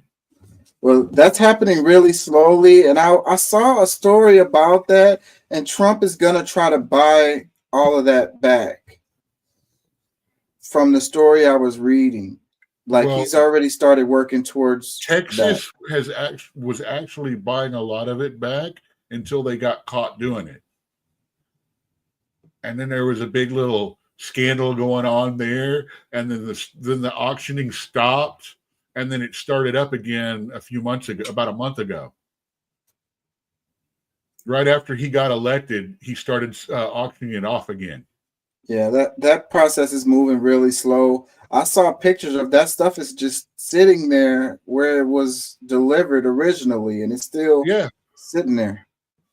So it was treated like no other normally a government contract when made, they let him finish it, even because it can't normally be shut down. He shut it down through executive action, which I'm sorry, he literally bent over and screwed the U.S. out of millions of dollars that we had to pay those contractors in lawsuits. Because we still had to pay them for the work, even though they didn't have to do it. Say, gee, I wonder how many of those companies bonused their workers that year. Yeah, I'm gonna have to get out of here. This was a good show. I'm gonna try to do them more regularly now. I have more time, and I enjoyed it. It was great. Cool. We might be able to get Melissa to jump on with us sometime. All she's got is a phone. I don't know if the app will get her in here or not, but yeah, you can talk her into it. Yeah, you can get on with the phone, no problem. You just have to follow the prompts. Yeah, because the guys do. Yeah, just got to follow the prompts on there. You have to give permission. That's what people be getting kind of wary about. It asks you to give permission that it can take over your mic and your camera, but you don't have to get on with your camera. You can just use the mic. Yeah. But you do have to give permission to the app to have control of your mic. And some Curtis is doing better too. He should be. He's trying to get approved for work here pretty soon. All right, that's cool, man. Cool, man. Good to hear. Good to hear. Before we get out of here, man, how was your Christmas? It was a day that I didn't have to work. Yeah, I'm kind of in the same boat. Like I said, I just hung out and watched movies. Hey, which I enjoyed. Has it been a slow Christmas season for you? Like, as in the restaurant business? Compared to last year, I think it wasn't as good as last year, but we've been pretty busy. Yeah, we didn't get the people. Well, yeah, because it was weird with Christmas being in the middle of the week this year. A lot of people left quick. No one really stayed. There wasn't one more family dinner after the holidays. Christmas Eve was not near as busy as it normally is. Normally Christmas Eve, we get our rear ends handed to us because no one wants to cook tomorrow because everything, so they go out and they eat. Yeah. And we got half of that. I mean, it's like this month has been what it should be like all year round and not really a holiday season. Yeah, I think people are hurting, People are flipping the bill for the presents, though, because, you don't want to disappoint the kiddos. I went to the mall a couple of times, and the mall was berserk. But I think overall people are hurting, They don't have as much money to spend for restaurants. Somewhere I heard online sales is down a little bit this year, which that's a good thing to me. Well, it's not surprising. Well, it's kind of surprising. I ain't gonna lie, it's kind of surprising, but I can see it. I'm not saying it's like down. I'm saying it's, they expected it to be here and it's like down from expectations. It may still be up from last year, but yeah, people, the ever since the pandemic, and a lot of those prices haven't gone down. And the people keep talking about grocery prices, and that's a real fucking thing. Like that's where most of my money has been going. And I've noticed a difference in how much I'm spending on food, man. It's eating into my budget. With two people, we're spending $50 to $80 a month more than we used to. I'm telling you, man. And I shop good. I mean, I shop real good. I mean, I was raised up poor with cheap parents to start with. I learned them lessons, except I don't coupon. It take too much time out of my day, and it's be frustrating. I don't, for the time I have to put into it, it's not worth it. Now, I'll tell you, if I see a coupon and I'm going for it already, I will grab that coupon and take with me. while I'm in the store. And then I've done that too, but then I did that recently. I think I want to say I was at Kroger's, and then there was all like, you got to download the app, and then you have to clip it and post it or whatever the hell. No. The Kroger app I have on my phone, because if you open it up, you hit the little button up in the upper corner, it takes a picture of it, and it automatically puts it on your card, which I use my phone number for. And I just put my phone number in there, and bam, the coupon's already on there for me. I don't have to go through searching for anything. Literally, you scan the little box, it pops the coupon up, and you go boop, and it adds it to your thing. Yeah, and I was struggling. It's significant. Once you've got it set up, it's fine. Just like on my Sam's card, all I have to do is scan it as I put it into the basket. I can check myself out, and it puts a little scan phone thing on my phone. And when we're on the way out, they scan it. They scan a couple of items in the cart, and there you go. I'm gone. I don't even have to talk to anyone other than that scan person. And that little asshole from whatever energy company trying to sell me shit that doesn't understand no means no. Or you have the person hovering over you when you're in the self-checkout line. Dude, I yelled at one of those energy guys the other day because he approached me 3 times. And the third time I turned on him and said, "What about the first 2 times saying no? Did you not understand that no means no? Back the fuck off of me, dude. I don't like your company. I'm not interested in your service. And if I thought about it, now I wouldn't, because you've done pissed me off." Yeah, well, I sympathize with those people. I've done sales like that before, and they tell you to not accept no or whatever. And those people don't make no money if they don't make no sales. It really, really sucks. Like I say, hey, there's all kinds of jobs you can get. You ain't got to get that job. Yeah, that job sucks. I don't recommend it for anyone. It's terrible. All right, man. I would rather work with the food company that does the samples. Yeah, man. Just get a minimum wage job will probably be better than one of those sales jobs, because you'll end up making minimum wage anyways, or less. Yeah, well, those are draws off commission. Yeah, you got to make a lot like of them 3 times however much money you get each week before you start getting commission. Yeah. And then you still don't get commission except for minimum wage until you pay back all the money from your training. Yeah, those jobs suck. Dude, I had it was insurance job, and I was going to have to take a loan out for my pay during training. Yeah. And then pay them back from my commissions afterwards. Yeah, and if I got fired or I didn't make enough, I still had to pay back that. Yeah.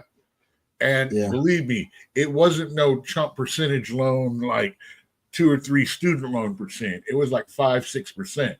Yeah. Yeah, that shit is terrible. And it started on the day of first payout, not so your first week it was a loan, and it started the interest, and then the next week they added to the loan, and then until you had the full amount. So it was, you're already, $500-600 on like $8,000. You're already at $9,000-10,000 by the time you've even got all of your money. Yeah, man. Rip off. Yeah, man, I need to get out of here, y'all. Peace and love. Thank y'all for joining. Thank y'all for listening. I really enjoyed the show today. Peace, love. Out. Peace.